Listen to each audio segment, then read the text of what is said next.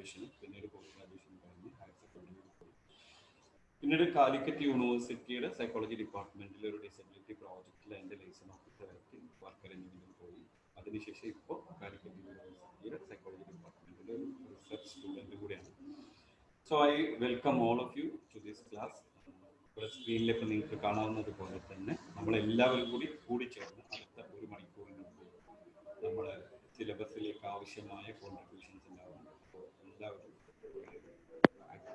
ആക്റ്റീവായിട്ട് ഇതിലുണ്ടാവുക. അവസാന ഭാഗത്ത് നിങ്ങളുടെ സംശയങ്ങൾ ചോദിക്കാനുള്ള സമയത്ത് ചുരുക്കും. സോ ഇന്ന് നമ്മളിവിടെ സംസാരിക്കാൻ പോകുന്നത് എഡ്യൂക്കേഷണൽ സൈക്കോളജിയെ കുറിച്ചാണ്. കാര്യം വിദ്യാഭ്യാസ മനഃശാസ്ത്രം ഈ LP-UP പരീക്ഷയുടെ അനിവാര്യ ഭാഗമാണ്. സോ പരീക്ഷ ഓറിയന്റേഷനിൽ നമ്മളിങ്ങനെ ഫോക്കസ് ചെയ്യുന്ന സമയത്ത് വാട്ട് ഈസ് എഡ്യൂക്കേഷൻ സൈക്കോളജി എന്നുള്ളത് നമ്മളൊന്ന് മെൻഷൻ ചെയ്ത് പോവുകയാണ്. Study of learning, teaching, class room dynamics and related. അതായത് പഠനം, അധ്യാപനം, ക്ലാസ് റൂമിലെ മറ്റു ദൈനംദിന പ്രവർത്തനങ്ങൾ. Sorry for the interruption.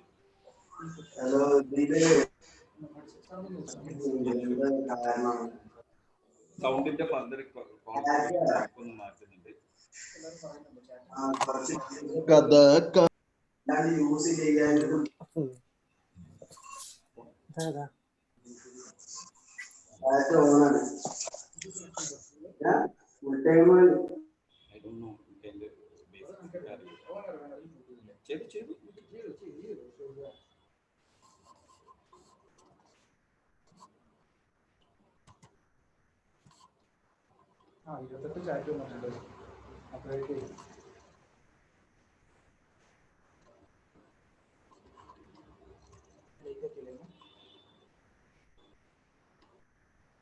Power ഉണ്ടല്ലോ.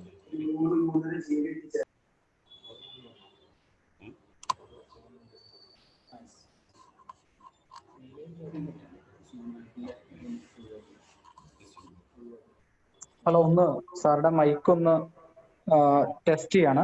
അത് മാറ്റി ഹെഡ്സെറ്റ് വെക്കുന്നുണ്ട്. ജസ്റ്റ് ഒരു മിനിറ്റ് വെയിറ്റ് ചെയ്യണേ.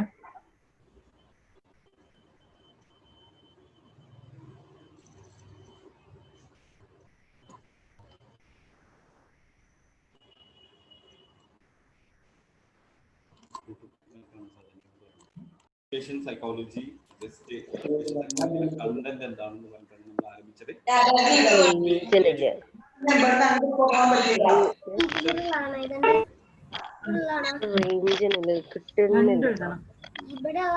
പാർട്ടിസിപ്പൻസിനൊന്ന് അഡ്മ്യൂട്ട് ചെയ്യോ? അൺമ്യൂട്ട് ഓൾ കൊടുത്തോ?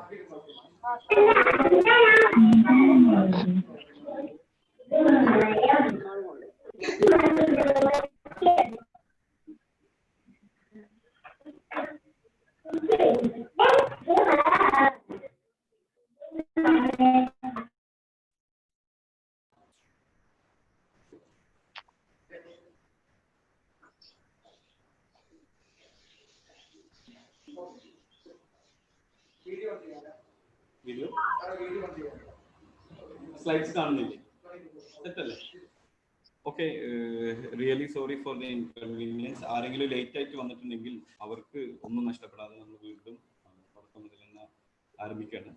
അപ്പോൾ എഡ്യൂക്കേഷണൽ സൈക്കോളജി എന്ന് പറയുന്നത് പഠനം, അധ്യാപനം, ക്ലാസ് റൂമിന്റെ ഡൈനാമിക്സ് ഇതെല്ലാം കൂടി പഠിക്കുന്ന മനഃശാസ്ത്രത്തിന്റെ ശാഖയാണ് എഡ്യൂക്കേഷണൽ സൈക്കോളജി. ഇവിടെ നമ്മളെ സംബന്ധിച്ച് എക്സാം പോയിന്റ് ഓഫ് വ്യൂവിൽ ഈ എഡ്യൂക്കേഷണൽ സൈക്കോളജി എന്നുള്ളത് നമ്മൾ ലേണിംഗിൽ വരുമ്പോൾ ഏത് സ്കൂളിന്റെ സംഭാവനയാണ് എന്നുള്ളതാണ്. അതാണ് അവിടെ റെഡ് കളറിൽ മാർക്ക് ചെയ്തത്. ഫങ്ഷണലിസ്റ്റ് സ്കൂളിന്റെ സംഭാവനയാണ് എഡ്യൂക്കേഷൻ സൈക്കോളജി എന്ന് പറയുന്ന കോൺസെപ്റ്റ്.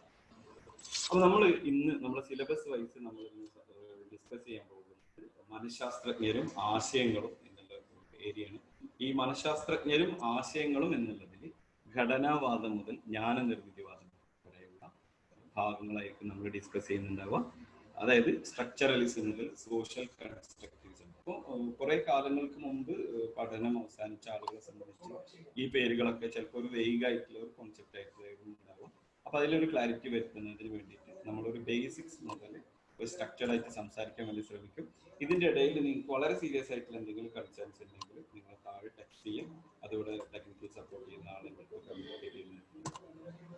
അപ്പോൾ നമുക്ക് എല്ലാവർക്കും അറിയുന്ന പോലെ തന്നെ സൈക്കോളജി എന്നുള്ള word it is originated from 2 words, that is psyche and logos. Psyche എന്നുള്ള വാക്കിന്റെ വാക്കർത്ഥം എന്ന് പറയുന്നത് സോൾ എന്നുള്ളതാണ്. അതുപോലെ തന്നെ ലോഗോസ് എന്ന് പറയുന്നത് study of subject of science എന്നുള്ള അർത്ഥം. അതായത് ആദ്യകാലത്ത് സൈക്കോളജി എന്നുള്ളതിനെ മനസ്സിലാക്കിയിരുന്നത് നമുക്ക് എല്ലാവർക്കും അറിയുന്ന പോലെ തന്നെ ഇത് ഫിലോസഫിയുടെ ഭാഗമായ ഒരു സബ്ജക്റ്റ് ആയിരുന്നു സൈക്കോളജി എന്നുള്ളത്. അപ്പൊ ആത്മാവിന്റെ ശാസ്ത്രം എന്നുള്ള രൂപത്തിലാണ് സൈക്കോളജി അവതരിക്കുന്നത്. അപ്പൊ ഇവിടെ എക്സാം പോയിന്റ് ഓഫ് വ്യൂവിൽ വീണ്ടും നമുക്ക് വരാൻ സാധ്യതയുള്ളത് ഈ സൈക്കോളജി എന്നുള്ള ഒരു ചിന്താധാര ഒറിജിനേറ്റ് ചെയ്ത് വന്ന രാജ്യം ഏതാണെന്ന് ചോദിച്ചു കഴിഞ്ഞാൽ അതിന്റെ ഉത്തരം ഗ്രീക്ക് എന്നാണ്. ഗ്രീസിലാണ്, പുരാതന ഗ്രീസിലാണ്. അവിടുത്തെ നമുക്ക് എല്ലാവർക്കും അറിയുന്ന ചിന്തകരായിരുന്ന പ്ലാറ്റോ, അരിസ്റ്റോട്ടിൽ എന്നിവരാണ് സൈക്കോളജിയെ ആത്മാവിന്റെ ശാസ്ത്രം എന്നുള്ള വ്യാഖ്യാനം നൽകുന്നത്. അപ്പോൾ എക്സാം പോയിന്റ് ഓഫ് വ്യൂവിൽ നമ്മൾ ഇത്രയും നേരം പറഞ്ഞതിൽ ഒന്ന് സൈക്കോളജി എന്നുള്ള വേർഡ് ഒറിജിനേറ്റ് ചെയ്തത് സൈക്കി പ്ലസ് ലോഗോസ്. സൈക്കി എന്ന് പറയുന്നത് soul, logos means the study of science. Second one നമ്മൾ പറഞ്ഞത് ഈ ഒരു ചിന്താധാര ആദ്യമായിട്ട് ഒറിജിനേറ്റ് ചെയ്ത് വന്നത് പുരാതന ഗ്രീസിൽ നിന്നാണ്. അരിസ്റ്റോട്ടിലും പ്ലാറ്റോയുമാണ് ഇതിന്റെ പ്രധാനപ്പെട്ട ഉപജ്ഞാനികൾ.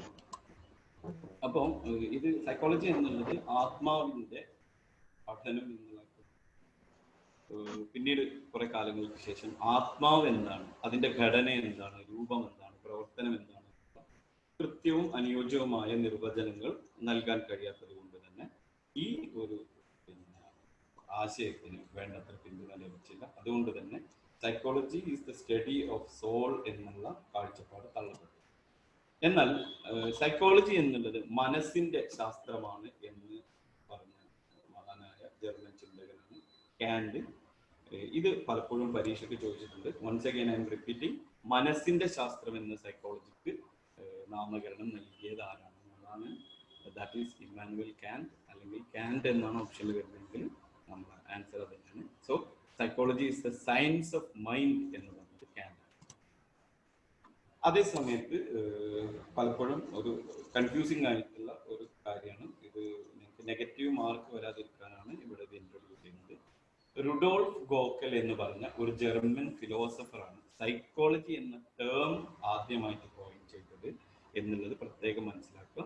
റുഡോൾഫ് ഗോക്കൽ എന്ന് പറഞ്ഞ, അതേസമയത്ത് തന്നെ ഒരു ക്രൊയേഷ്യൻ കവി ഈ റുഡോൾഫ് ഗോക്കൽ ഇത് ഇൻട്രൊഡ്യൂസ് ചെയ്തതിനും 66 വർഷം മുമ്പ് ഒരു കവിതയിൽ ആ വാക്ക് ഉപയോഗിച്ചിട്ടുണ്ടെങ്കിൽ ഔപചാരികമായിട്ട് PSCയുടെ കണക്കിൽ the term psychology was first introduced by എന്ന് ചോദിച്ചു കഴിഞ്ഞാൽ, ആദ്യമായിട്ട് സൈക്കോളജി എന്നുള്ള ടേം ഉപയോഗിച്ച ആരെന്ന് ചോദിച്ചു കഴിഞ്ഞാൽ the one and only answer is Rudolf Goeckel. Okay, speed കൂടുതലാണെങ്കിൽ ഒന്നാരെങ്കിലും ഒന്ന് ടെക്സ്റ്റ് ചെയ്യണം, ഫോളോ ചെയ്യാൻ പറ്റുന്നുണ്ടെന്ന് വിചാരിക്കും. നമുക്ക് നഷ്ടപ്പെട്ടു പോയ സമയം കവർ ചെയ്യാനാണ് ഒന്ന് സ്പീഡിൽ പോയത്. അടുത്തത് നമ്മൾ വരുന്ന സമയത്ത് സൈക്കോളജി എന്നുള്ളത് ബോധമണ്ഡലത്തിന്റെ ശാസ്ത്രമാണ്. അതായത് psychology is the study of the science of consciousness എന്നുള്ള കോൺസെപ്റ്റ് ആദ്യമായി കൊണ്ടുവന്നത് വില്യം ജെയിംസ് ആണ്. ഈ വില്യം ജെയിംസ് എന്നുള്ള പേര് വേറെയും 1-2 സ്ഥലത്ത് ആവർത്തിക്കും. നമ്മൾ അതുകൊണ്ട് തന്നെ വളരെ സ്ട്രെസ് ചെയ്ത് വില്യം ജെയിംസിനെ മനസ്സിലാക്കണം. അതിനാണ് റെഡ് കളറിൽ അവിടെ കൊടുത്തിട്ടുള്ളത്. ബോധമണ്ഡലത്തിന്റെ, അതായത് ബോധത്തിന്റെ ശാസ്ത്രമാണ് സൈക്കോളജി എന്ന് പറഞ്ഞത് വില്യം ജെയിംസ് ആണ്. Once again repeating, William James coined or introduced the term psychology as the science of consciousness. അപ്പൊ ഇവിടെ നിങ്ങൾക്ക് കിട്ടിയ ഒരു സ്റ്റഡി മെറ്റീരിയലിൽ ഇങ്ങനെ കാണാൻ വേണ്ടി പറ്റും. വില്യം ജെയിംസ്, വില്യം വുണ്ട് എന്നിവരാണ് മനഃശാസ്ത്രത്തെ ബോധത്തിന്റെ ശാസ്ത്രം എന്ന് വിശേഷിപ്പിച്ചത് എന്ന് പറഞ്ഞിട്ട് കാണുന്നത്. അപ്പൊ ഞാൻ ഈ സ്റ്റഡി മെറ്റീരിയൽ ഉണ്ടാക്കിയത് വളരെ പ്രസിദ്ധനായ ഒരു സ്ഥാപനത്തിന്റെ പ്രിൻസിപ്പളും കൂടി ആയ ആളാണ്. അപ്പൊ ഞാൻ സംശയ ദൂരീകരണത്തിന് വേണ്ടി അദ്ദേഹത്തെ വിളിച്ചിട്ടുണ്ടായിരുന്നു. അപ്പൊ ഞാൻ നിങ്ങൾക്ക് ക്ലാരിറ്റിക്ക് വേണ്ടിയാണ് ഇത്രയും ഡീറ്റെയിൽ ആയിട്ട് പറഞ്ഞത്.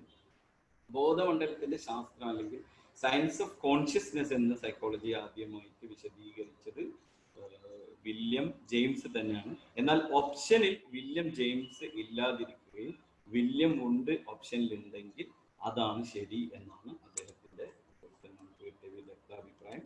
So once again I am repeating, science of consciousness, അതായത് ബോധമണ്ഡലത്തിന്റെ ശാസ്ത്രം എന്ന് മനഃശാസ്ത്രത്തെ നിർവചിച്ചത് വില്യം ജെയിംസ് ആണ്. അതേസമയം എന്താണ് സൗണ്ട് തീരെ കുറവാണ്, ഒന്നും കേൾക്കുന്നില്ല. ഓക്കെ, വളരെ കുറവ്. ഒന്ന് ഉറക്ക ഉച്ചത്തിൽ പറഞ്ഞു നോക്കൂ. ഞാൻ പരമാവധി ഉച്ചത്തിൽ പറയുന്നുണ്ട്. എന്താണ് യഥാർത്ഥ വിഷയം തീരെ ഫോണിന്റെ സൗണ്ട് മനസ്സിലാവുന്നില്ലേ? പ്രശ്നം ഇപ്പൊ ഫോണിലല്ല ഞാൻ. ഓക്കെ, ഞാൻ പരമാവധി എന്ത് ചെയ്യാം, മൈക്ക് വായിന്റെ അടുത്ത്. ഇപ്പൊ ക്ലിയർ ആണോ? വളരെ കുറവാണ്. ഇതുപോലെ അല്ല കേൾക്കാറ്, ക്ലിയർ ആയിട്ട് കേൾക്കാറുണ്ട്. ഓക്കെ.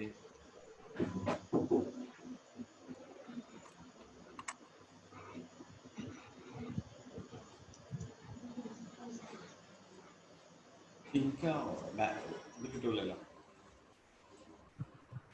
ഹലോ ഹലോ, ഓഡിബിൾ ആണോ ഞാൻ പറയുന്നത്? ക്ലിയർ അല്ലേ? കൊറേയൊക്കെ ശ്രദ്ധിച്ചിരിക്കണം. ഓക്കെ ഓക്കെ, തുടരട്ടെ. അപ്പൊ ഓക്കെ, നമ്മൾ ഇത്രയും നേരം പറഞ്ഞതിൽ ഒന്ന് റീക്യാപ്പ് ചെയ്യാണ്. വില്യം ജെയിംസ് ആണ് സയൻസ് ഓഫ് കോൺഷ്യസ്നെസ് എന്ന് പറഞ്ഞത്. അപ്പോൾ ബോധം എന്ന് പറയുമ്പോൾ നമുക്കറിയാം, നമ്മളുടെ കോൺഷ്യസ്നെസ്സിന് മറ്റ് രണ്ട് തലങ്ങൾ കൂടിയുണ്ട്, അബോധതലം, ഉപബോധതലം. അതുകൊണ്ട് തന്നെ ഈ രണ്ട് തലങ്ങളെയും പരിഗണിക്കാത്തത് കൊണ്ട് തന്നെ സയൻസ് ഓഫ് കോൺഷ്യസ്നെസ് എന്നുള്ള ഈ ഒരു ഡെഫിനിഷനും പിൽക്കാലത്ത് അംഗീകരിക്കപ്പെട്ടു. ഇനി നമ്മൾ കുറെ കൂടി മുന്നോട്ട് വരുന്ന സമയത്ത് നമുക്ക് കാണാൻ വേണ്ടി പറ്റും, ഏകദേശം 1960s ബിഹേവിയറിസം വലിയ രൂപത്തിൽ അമേരിക്കയിൽ ഒരു മൂവ്മെന്റ് ആയിട്ട് രൂപപ്പെട്ടു വന്നു. ഇവിടെ നമ്മളെ പരീക്ഷ എക്സാം പോയിന്റ് ഓഫ് വ്യൂവിൽ നമ്മൾ ബിഹേവിയറിസത്തെ മനസ്സിലാക്കേണ്ടത്, ബിഹേവിയറിസം എന്നുള്ള ആശയം ആദ്യമായിട്ട് മുന്നോട്ട് വെച്ചത് ആരാണെന്നുള്ളതാണ്. JB വാട്സൺ ആണ്. ഫാദർ ഓഫ് ബിഹേവിയറിസം ആരാണ് എന്ന് ചോദിച്ചു കഴിഞ്ഞാലും അതിന്റെ ആൻസറും JB വാട്സൺ തന്നെയാണ്. ആൻഡ് ഇനി നമ്മൾ ബിഹേവിയറിസം എന്നുള്ള സ്കൂൾ നമ്മൾ ഡിഫൈൻ ചെയ്യുന്ന സമയത്ത് ഡീറ്റെയിൽ ആയിട്ട് നമ്മൾ സംസാരിച്ചിട്ടുണ്ടാവും. സോ ബിഹേവിയറിസത്തിലെ പ്രധാനപ്പെട്ട രണ്ട് സയന്റിസ്റ്റുകളായ വാട്സണും സ്കിന്നറും അവരുടെ രണ്ടുപേരുടെയും അഭിപ്രായത്തിൽ സൈക്കോളജി എന്ന് പറയുന്നത് ഒബ്സർവബിൾ ആയിട്ടുള്ള ബിഹേവിയറിനെ ഒബ്ജക്റ്റീവായിട്ട് പഠിക്കേണ്ട ഒരു ശാസ്ത്രമാണ്. അതായത് വസ്തുനിഷ്ഠമായിട്ട് ആണ്, നിരീക്ഷണത്തിലൂടെയാണ് മനഃശാസ്ത്ര പഠനങ്ങൾ നടക്കേണ്ടത് എന്നുള്ളതാണ് ബിഹേവിയറിസത്തിന്റെ അഭിപ്രായം. ആ ബിഹേവിയറിസത്തിൽ ഏറ്റവും കൂടുതൽ സംഭാവനകൾ നൽകിയ അതിന്റെ പിതാവായ വാട്സന്റെയും സ്കിന്നറിന്റെയും അഭിപ്രായത്തിൽ സൈക്കോളജി എന്ന് പറയുന്നത് ബിഹേവിയറിനെ നമ്മൾ ഒബ്സർവ് ചെയ്ത് പഠിക്കേണ്ടതാണ്. ബിഹേവിയർ എന്ന് പറയുമ്പോൾ അത് സ്റ്റിമുലസും റെസ്പോൺസും ചേർന്നതാണ്. അവിടെ റെഡ് കളറിൽ മാർക്ക് ചെയ്തിട്ടുണ്ട്. സ്റ്റിമുലി എന്ന് പറയുമ്പോൾ, ഒരു ചോദകം എന്ന് പറയുമ്പോൾ ഈ പ്രകൃതിയിൽ നിന്നുള്ള ഏതൊരു ഇന്ദ്രിയങ്ങൾക്ക് മനസ്സിലാക്കാൻ പറ്റുന്ന ഏത് തരത്തിലുള്ള ഒരു സിഗ്നലിനെയും സ്റ്റിമുലി എന്ന് പറയാൻ പറ്റും. ആ സ്റ്റിമുലി വരുന്ന സമയത്ത് ഒരു ജീവി അല്ലെങ്കിൽ ഒരു മനുഷ്യൻ എക്സ്പ്രസ് ചെയ്യുന്ന എല്ലാ തരം ബിഹേവിയറുകൾക്കും റെസ്പോൺസ് എന്നും പറയും. ഓക്കെ, ഇനി ഇത് വളരെ പ്രസിദ്ധമായ ഒരു കോട്ടിംഗ് ആണ്, പരീക്ഷയ്ക്ക് ചില സമയങ്ങളിലൊക്കെ റിപ്പീറ്റ് ചെയ്ത് ചോദിച്ച ഒരു കാര്യം. അതായത് നമ്മൾ സൈക്കോളജിയുടെ ഹിസ്റ്ററി പറഞ്ഞു വരുമ്പോൾ അതിൻ്റെ ഒരു കൺക്ലൂഷൻ പോലെ പറയാൻ പറ്റുന്ന ഒരു കാര്യമാണ് വുഡ്സ്വർത്തിന്റെ ഒരു കോട്ടിംഗ്. അതായത് ആദ്യം സൈക്കോളജിക്ക് അതിന്റെ ആത്മാവ്, സോൾ നഷ്ടപ്പെട്ടു, പിന്നീട് അതിന്റെ മനസ്സ് നഷ്ടപ്പെട്ടു, പിന്നീട് അതിന്റെ ബോധവും നഷ്ടപ്പെട്ടു, ഇപ്പോൾ ഏതോ ഒരു തരത്തിലുള്ള വ്യവഹാരത്തിൽ എത്തി നിൽക്കുന്നു എന്ന് പറയുന്ന, ഇത് പറഞ്ഞത് ആരാന്നുള്ളതാണ്, അത് വുഡ്സ്വർത്ത്. ഈ ഒരു കോട്ടിംഗ് പഠിക്കുന്നതിലൂടെ നമുക്ക് അതിന്റെ ഒരു ഓർഡർ, സപ്പോസ് അങ്ങനെ ഓർഡറിൽ ഒരു ചോദ്യം വരികയാണെന്നുണ്ടെങ്കിൽ നമുക്ക് മനസ്സിലാക്കാൻ വെച്ചാൽ, ആദ്യം സൈക്കോളജി എന്ന് പറയപ്പെട്ടിരുന്നത് ആത്മാവിന്റെ ശാസ്ത്രം എന്നുള്ളതാണ്. പിന്നീട് കാന്റ് അത് മനസ്സിന്റെ ശാസ്ത്രം എന്ന് പറഞ്ഞു. അതിനുശേഷം വില്യം ജെയിംസ് ഇത് ബോധത്തിന്റെ അഥവാ കോൺഷ്യസ്നെസിന്റെ ശാസ്ത്രമാണെന്ന് പറഞ്ഞു. പിന്നീട് വ്യവഹാരങ്ങള് ആണ് സൈക്കോളജി, അല്ലെങ്കിൽ മനഃശാസ്ത്രം എന്ന് പറയുന്നത് വ്യവഹാരങ്ങളാണ് എന്നാണ് ബിഹേവിയറിസം അഭിപ്രായപ്പെട്ടത്. ഈ എല്ലാത്തിനെയും, ഈ ചരിത്രത്തെ ഒന്നിച്ചു ചേർത്തുകൊണ്ട് വുഡ്സ്വർത്ത് പറയുന്നതാണ്, അവിടെ റെഡ് കളറിൽ അടിയിൽ മാർക്ക് ചെയ്ത് നോക്കുക, വുഡ്സ്വർത്ത് പറഞ്ഞതാണ് മനഃശാസ്ത്രത്തിന് ആദ്യം ആത്മാവ് നഷ്ടപ്പെട്ടു, പിന്നീട് അതിന്റെ മനസ്സ് നഷ്ടപ്പെട്ടു, പിന്നീട് അതിന്റെ ബോധം നഷ്ടപ്പെട്ടു, ഇപ്പോൾ ഏതോ ഒരു തരത്തിലുള്ള വ്യവഹാരത്തിലെത്തിയിരിക്കുന്നു. ഈ ഒരു പ്രസിദ്ധമായ കോട്ട് നിങ്ങളുടെ മനസ്സിലേക്ക് ഒന്നെടുക്കുക. Moving to the next topic. ഇനി നിങ്ങൾക്ക് തന്ന സ്റ്റഡി മെറ്റീരിയലിൽ ഇങ്ങനെ ഒരുപാട് ഡെഫിനീഷൻസ് കൊടുത്തിട്ടുണ്ട്. അപ്പോൾ ചില ആൾക്കാർക്കെങ്കിലും ഇത് അല്ലെങ്കിൽ ഗൈഡുകളിലൊക്കെ ഉള്ള ഡെഫിനീഷൻസ് ഫുള്ള് പഠിച്ച് ആകെ കൂടി കൺഫ്യൂഷൻ ആയിട്ട് ഇരിക്കുന്നുണ്ടാവും. ആ കൺഫ്യൂഷൻ ഒഴിവാക്കാനും പരീക്ഷയ്ക്ക് ഏറ്റവും കൂടുതൽ ചോദിക്കുന്നതുമായ 3 ഡെഫിനിഷനുകളെ നിങ്ങൾക്കൊന്ന് പരിചയപ്പെടുത്തണം. അതിൻ്റെ ഒരു ക്രോണോളജി മനസ്സിലായാൽ ഈ ഡെഫിനിഷൻസ് പഠിക്കലും വളരെ ഈസിയാണ്. ഇവിടെ മനഃശാസ്ത്രം എന്ന് പറയുന്നത് മാനവ വ്യവഹാരങ്ങളുടെയും മനുഷ്യബന്ധങ്ങളുടെയും പഠനമാണ് എന്ന് പറഞ്ഞ ക്രോ ആൻഡ് ക്രോയുടെ ഡെഫിനിഷനും, മനഃശാസ്ത്രം എന്നുള്ളത് വ്യവഹാരത്തിന്റെ ശാസ്ത്രമാണ് എന്ന് പറഞ്ഞ 4ാമത്തെ JB വാട്സന്റെ ഡെഫിനിഷനും, അതുപോലെ തന്നെ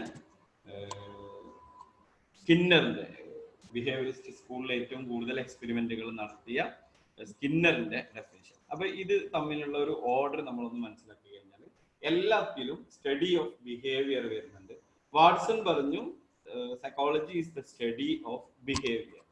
സ്കിന്നർ ആ സ്റ്റഡി ഓഫ് ബിഹേവിയറിന്റെ കൂടെ എക്സ്പീരിയൻസ് കൂടി ചേർത്തു. അതായത് മനഃശാസ്ത്രം എന്നുള്ളത് വ്യവഹാരങ്ങളുടെയും അനുഭവങ്ങളുടെയും ശാസ്ത്രമാണ് എന്ന് സ്കിന്നർ പറഞ്ഞു. ക്രോ ആൻഡ് ക്രോ ഇതിനെ ഒന്നും കൂടിയും എക്സ്പാൻഡ് ചെയ്ത് study of behaviour and human relation, അതായത് മനുഷ്യ ബന്ധങ്ങളുടെയും വ്യവഹാരങ്ങളുടെയും പഠനമാണ് എന്ന് നിർവചിച്ചു. അപ്പൊ ഇത്രയും നേരം നമ്മൾ സംസാരിച്ചത് സൈക്കോളജിയുടെ ചരിത്രമാണ്. ഈ ചരിത്രത്തിൽ ഏറ്റവും കൂടുതൽ ചോദിക്കപ്പെടുന്നത് ഒന്ന് ഈ ഡെഫിനിഷൻ പാർട്ടാണ്, അതുപോലെ തന്നെ ഇതിനകത്ത് നമ്മൾ ഇൻട്രൊഡ്യൂസ് ചെയ്ത ചില സൈക്കോളജിസ്റ്റുകളുടെ പേരുകളാണ്. അപ്പൊ അതൊന്ന് ഈ ക്ലാസ്സിന്റെ എൻഡിൽ ഈ സ്ലൈഡ് കൂടി ഞാൻ ഇവിടെ ഷെയർ ചെയ്യുന്നുണ്ടാവും, എമിനൻസിൽ ഷെയർ ചെയ്യുന്നുണ്ടാവും, അത് ആവശ്യമുള്ളവർക്കൊക്കെ എടുക്കാം. ഓക്കെ, ഇനി നമ്മൾ പറയാൻ പോകുന്നത് സ്കൂൾസ് ഓഫ് സൈക്കോളജി. നമുക്ക് പലപ്പോഴും പഠിച്ചിരുന്ന കാലത്തും ചിലർക്കെങ്കിലും വലിയ കൺഫ്യൂഷൻ ഉണ്ടായിരുന്ന ഒരു കാര്യമാണ് what is schools of psychology. അപ്പൊ നമ്മൾ ഇതിന്റെ ഒരു ഡീറ്റെയിലിംഗിൽ നിന്ന് തന്നെ ആരംഭിക്കുന്നതിന് കാരണം ഇവ തമ്മിലുള്ള ഒരു ബന്ധം മനസ്സിലാവുന്നത്. സോ എന്താണ് സൈക്കോളജിക്കൽ കോൺസെപ്റ്റിൽ അല്ലെങ്കിൽ എഡ്യൂക്കേഷൻ സൈക്കോളജിയുടെ കോൺസെപ്റ്റിൽ സ്കൂൾസ് ഓഫ് സൈക്കോളജി എന്ന് പറഞ്ഞു കഴിഞ്ഞാൽ ദാറ്റ് ഇസ് വെരി സിമ്പിൾ. ഒരു സൈക്കോളജി എന്ന് പറയുന്ന ഈ വിഷയത്തിന്റെ ഉള്ളടക്കം എന്ത് ആവണം എന്നുള്ളതുമായി ബന്ധപ്പെട്ട പല കാലങ്ങളിലായിട്ട് ലോകത്ത് രൂപപ്പെട്ടു വന്ന ആശയങ്ങളുടെ ഏകദേശം ഒരുപോലെയുള്ള ആശയങ്ങളുടെ കൂട്ടങ്ങൾക്കാണ് ഒരു സ്കൂൾ എന്ന് പറയുന്നത്. ഇത് ഇനി നമ്മൾ ഓരോ സ്കൂളും ഡിഫൈൻ ചെയ്യുന്ന സമയത്ത് കൂടുതൽ ക്ലാരിറ്റി വരും. Once again I am repeating, അതായത് എന്താണ് സൈക്കോളജി എന്നും ആ സബ്ജക്റ്റിന്റെ ഉള്ളടക്കം എന്താണെന്നും ഇതിനെ എങ്ങനെയാണ് പഠിക്കേണ്ടത് എന്നുള്ളതുമായി ബന്ധപ്പെട്ട ഒരു കാഴ്ചപ്പാടുകളുടെ ഏകദേശം ഒരുപോലെയുള്ള കാഴ്ചപ്പാട് അണ്ടർലൈൻ ചെയ്ത് നോക്കുക, ഒരുപോലെയുള്ള ആശയങ്ങളുടെ കൂട്ടങ്ങൾക്കാണ് സ്കൂൾ എന്ന് പറയുന്നത്. അപ്പോൾ ഡിഫറെന്റ് സ്കൂൾസ് ഓഫ് സൈക്കോളജി ഉണ്ട്. ഇതിൽ ഏറ്റവും ആദ്യം ക്രോണോളജിക്കലി ആദ്യം കിടക്കുന്നതും ഏറ്റവും കൂടുതൽ പരീക്ഷാ ഓറിയന്റേഷനിൽ ചോദ്യം ചോദിക്കുന്നതുമായ ഒരു ഭാഗമാണ് സ്ട്രക്ചറലിസം അഥവാ ഘടനാവാദം എന്ന് പറയുന്നത്. ഈ ഇംഗ്ലീഷ് പേര് കൂടി ഇൻട്രൊഡ്യൂസ് ചെയ്യാൻ കാരണം ചില സമയങ്ങളിൽ ഈ മലയാളത്തെ പൂർണ്ണമായിട്ടും മാറ്റി നിർത്തിക്കൊണ്ട് തന്നെ ഈ സ്ട്രക്ചറലിസം എന്ന് മലയാളത്തിൽ എഴുതുന്ന അല്ലെങ്കിൽ ബിഹേവിയറിസം എന്ന് മലയാളത്തിൽ എഴുതുന്ന ഒരു ട്രെൻഡ് കൂടി കണ്ടിട്ടുണ്ട്. അതുകൊണ്ട് തന്നെ നമുക്ക് പഠിക്കാൻ ഏറ്റവും എളുപ്പം എൻ്റെ വ്യക്തിപരമായ അഭിപ്രായത്തിൽ ഈ ഇംഗ്ലീഷിലുള്ള കോൺസെപ്റ്റുകൾ അങ്ങനെ പഠിച്ചിട്ട് അതിൻ്റെ ഭാഷാപരമായ അർത്ഥം നമ്മൾ മനസ്സിലാക്കുന്നതായിരിക്കും ഒന്നുകൂടി നമുക്കൊരു ഓർഡറിൽ കാര്യങ്ങൾ മനസ്സിലാക്കാൻ നമ്മൾ സഹായിക്കാം. സോ സൈക്കോളജിയിലെ ഏറ്റവും ആദ്യത്തെ സ്കൂൾ എന്ന് പറയുന്നത് സ്ട്രക്ചറലിസം ആണ്. ആ വേർഡിൽ തന്നെ ഉണ്ട് it focused on the structure or basic element of mind, അതായത് മനസ്സിന്റെ ഘടനയെ മനസ്സിലാക്കുന്ന മനഃശാസ്ത്രത്തിന്റെ ഒരു ആദ്യ കാലത്ത് രൂപപ്പെട്ടു വന്ന ഒരു കാഴ്ചപ്പാടിന് പറഞ്ഞ പേരാണ് സ്ട്രക്ചറലിസം. ഇവിടെ പരീക്ഷ ഓറിയന്റേഷനിൽ ചോദിക്കുന്ന ചില കാര്യങ്ങളാണ് നമ്മൾ അവിടെ കൃത്യമായിട്ട് മാർക്ക് ചെയ്തിട്ടുള്ളത്, ബോർഡിൽ കൊടുത്തിട്ടുള്ളത്. അപ്പൊ ഇവിടെ നോക്കേണ്ടത് എന്താ വെച്ച് കഴിഞ്ഞാൽ ഏറ്റവും പ്രധാനപ്പെട്ട കാര്യം സ്ട്രക്ചറലിസത്തിന്റെ പിതാവ് ആരാണ്, അല്ലെങ്കിൽ who is the founder of structuralism എന്ന് ചോദിച്ചു കഴിഞ്ഞാൽ അതിന്റെ ആൻസർ എന്ന് പറയുന്നത് വില്യം വുണ്ടാണ്. ഇതേ ആൻസർ തന്നെയാണ് വീണ്ടും അടുത്തതിന് വരുന്നത്, that is the father of psychology. മനഃശാസ്ത്രത്തിന്റെ പിതാവ് എന്ന് പറയുന്നതും വില്യം വുണ്ട് തന്നെ. ഇനി ഇവിടെ ഓർത്ത് വെക്കേണ്ട, നമ്മളടുത്ത് ചോദിക്കാൻ സാധ്യതയുള്ള സൈക്കോളജിയിലെ ഒരേ ഒരു ഇയർ എന്ന് പറയുന്നത് ഈ സ്ട്രക്ചറലിസ്റ്റ് സ്കൂള് സ്ഥാപിച്ച ജർമ്മനിയിലെ 1879 ഒരു ലോകത്തെ ആദ്യത്തെ സൈക്കോളജി ലബോറട്ടറി സ്ഥാപിച്ചു. ഇതും പലപ്പോഴും റിപ്പീറ്റഡ് ആയിട്ട് പരീക്ഷകൾക്ക് ചോദിക്കുന്ന ചോദ്യമാണ്. ലോകത്തെ ആദ്യത്തെ സൈക്കോളജി ലബോറട്ടറി സ്ഥാപിച്ച വർഷം അത് 1879 അത് സ്ഥാപിച്ച രാജ്യം അത് ജർമ്മനിയാണ്. അത് സ്ഥാപിക്കപ്പെട്ട യൂണിവേഴ്സിറ്റി ദാറ്റ് ഈസ് ലിപ്സിക് യൂണിവേഴ്സിറ്റി. അപ്പൊ 5 കാര്യങ്ങളാണ് സ്ട്രക്ചറലിസവുമായി ബന്ധപ്പെട്ട് ഏറ്റവും പരമപ്രധാനമായിട്ട് മനസ്സിലാക്കുന്നത്. ഒന്ന്, സ്ട്രക്ചറലിസത്തിന്റെ പിതാവ്. സ്ട്രക്ചറലിസം ഒറിജിനേറ്റ് ചെയ്ത് ജർമ്മനിയിലാണ്, വർഷം 1879. മറ്റൊന്ന്, ആ യൂണിവേഴ്സിറ്റിയുടെ പേര് ദാറ്റ് ഈസ് ലിപ്സിക് യൂണിവേഴ്സിറ്റി. അങ്ങനെ ഒരു യൂണിവേഴ്സിറ്റി എസ്റ്റാബ്ലിഷ് ചെയ്തതിനു ശേഷം അവിടെ ഇൻട്രോസ്പെക്ഷൻ എന്ന് പറയുന്ന ഒരു മെത്തഡോളജിയാണ് അവർ ഉപയോഗിച്ചത്. ഇൻട്രോസ്പെക്ഷൻ എന്ന് പറഞ്ഞു കഴിഞ്ഞാൽ സിംപ്ലി ലുക്ക് വിത്ത് ഇൻ, ഒരാള് അയാളുടെ ഉള്ളിലേക്ക് തന്നെ നോക്കി അയാളുടെ തോന്നലുകളെയും ചിന്തകളെയും മെന്റൽ ആക്ടിവിറ്റീസിനെയും അവിടെയുള്ള സൈക്കോളജിസ്റ്റിനോട് തുറന്നു പറഞ്ഞുകൊണ്ട് ഇയാളുടെ മനസ്സിന്റെ ഘടന എന്താണ് എന്ന് മനസ്സിലാക്കാനുള്ള ശ്രമമാണ് സ്ട്രക്ചറലിസ്റ്റ് സ്കൂൾ നടത്തിയത്. പരീക്ഷയ്ക്ക് ഏറ്റവും കൂടുതൽ ചോദ്യങ്ങൾ വരുന്ന ഒരു ഭാഗമാണ് സ്ട്രക്ചറലിസം. സ്ട്രക്ചറലിസം എന്ന് നമ്മൾ കേൾക്കുമ്പോൾ തന്നെ നമ്മുടെ മനസ്സിലേക്ക് ഈ 5 പോയിന്റ് വരൽ വളരെ അനിവാര്യമാണ്. ഓക്കെ, ഇവിടെ നമ്മൾ മനസ്സിലാക്കേണ്ട, പലപ്പോഴും നമുക്ക് നെഗറ്റീവ് മാർക്ക് വരാൻ സാധ്യതയുള്ള ഒരു സാധനമാണ് father of psychology. Father of psychology എന്നുള്ളതിൽ ഒരു സംശയം വേണ്ട, ഓർക്കുക, പണ്ടേ ഉണ്ടാണ് father of psychology. Father of സൈക്കോളജിയിൽ സിഗ്മണ്ട് ഫ്രോയിഡ് എന്ന് ഓപ്ഷനിൽ ഉണ്ടായാൽ നിങ്ങൾ നെഗറ്റീവ് മാർക്ക് അടിക്കരുത്. പണ്ടേ ഉണ്ടാണ്, ആദ്യകാലം മുതൽ, പുരാതന കാലം മുതലേ, സ്ട്രക്ചറലിസത്തിന്റെ കാലം മുതൽ ഇന്നോളം ഉണ്ട്. ആ പണ്ടേ ഉണ്ട് എന്നുള്ളത് ഒന്ന് ഓർത്തു വെക്കുക. ആധുനിക മനഃശാസ്ത്രത്തിന്റെ പിതാവാണ് സിഗ്മണ്ട് ഫ്രോയിഡ്. സൈക്കോളജിയുടെ പിതാവ് എന്ന് പറയുന്നത് ഉണ്ട്.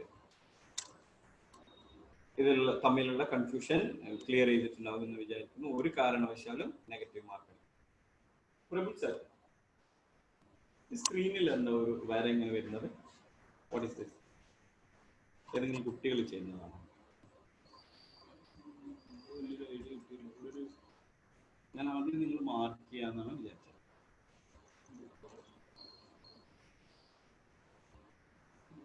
വായിക്കുന്നവർക്ക് ഓക്കെ, താങ്ക് യു.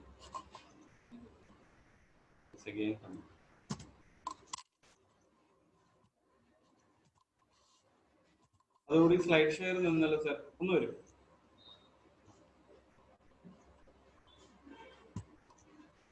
ഓക്കെ, ഈ ഒരു സമയത്ത് ഒന്നുകൂടി ഓർമ്മിപ്പിക്കുന്നു, സ്ട്രക്ചറലിസത്തിന്റെ പിതാവ് വില്യം വുണ്ട്, സൈക്കോളജിയുടെ പിതാവും വില്യം വുണ്ട്,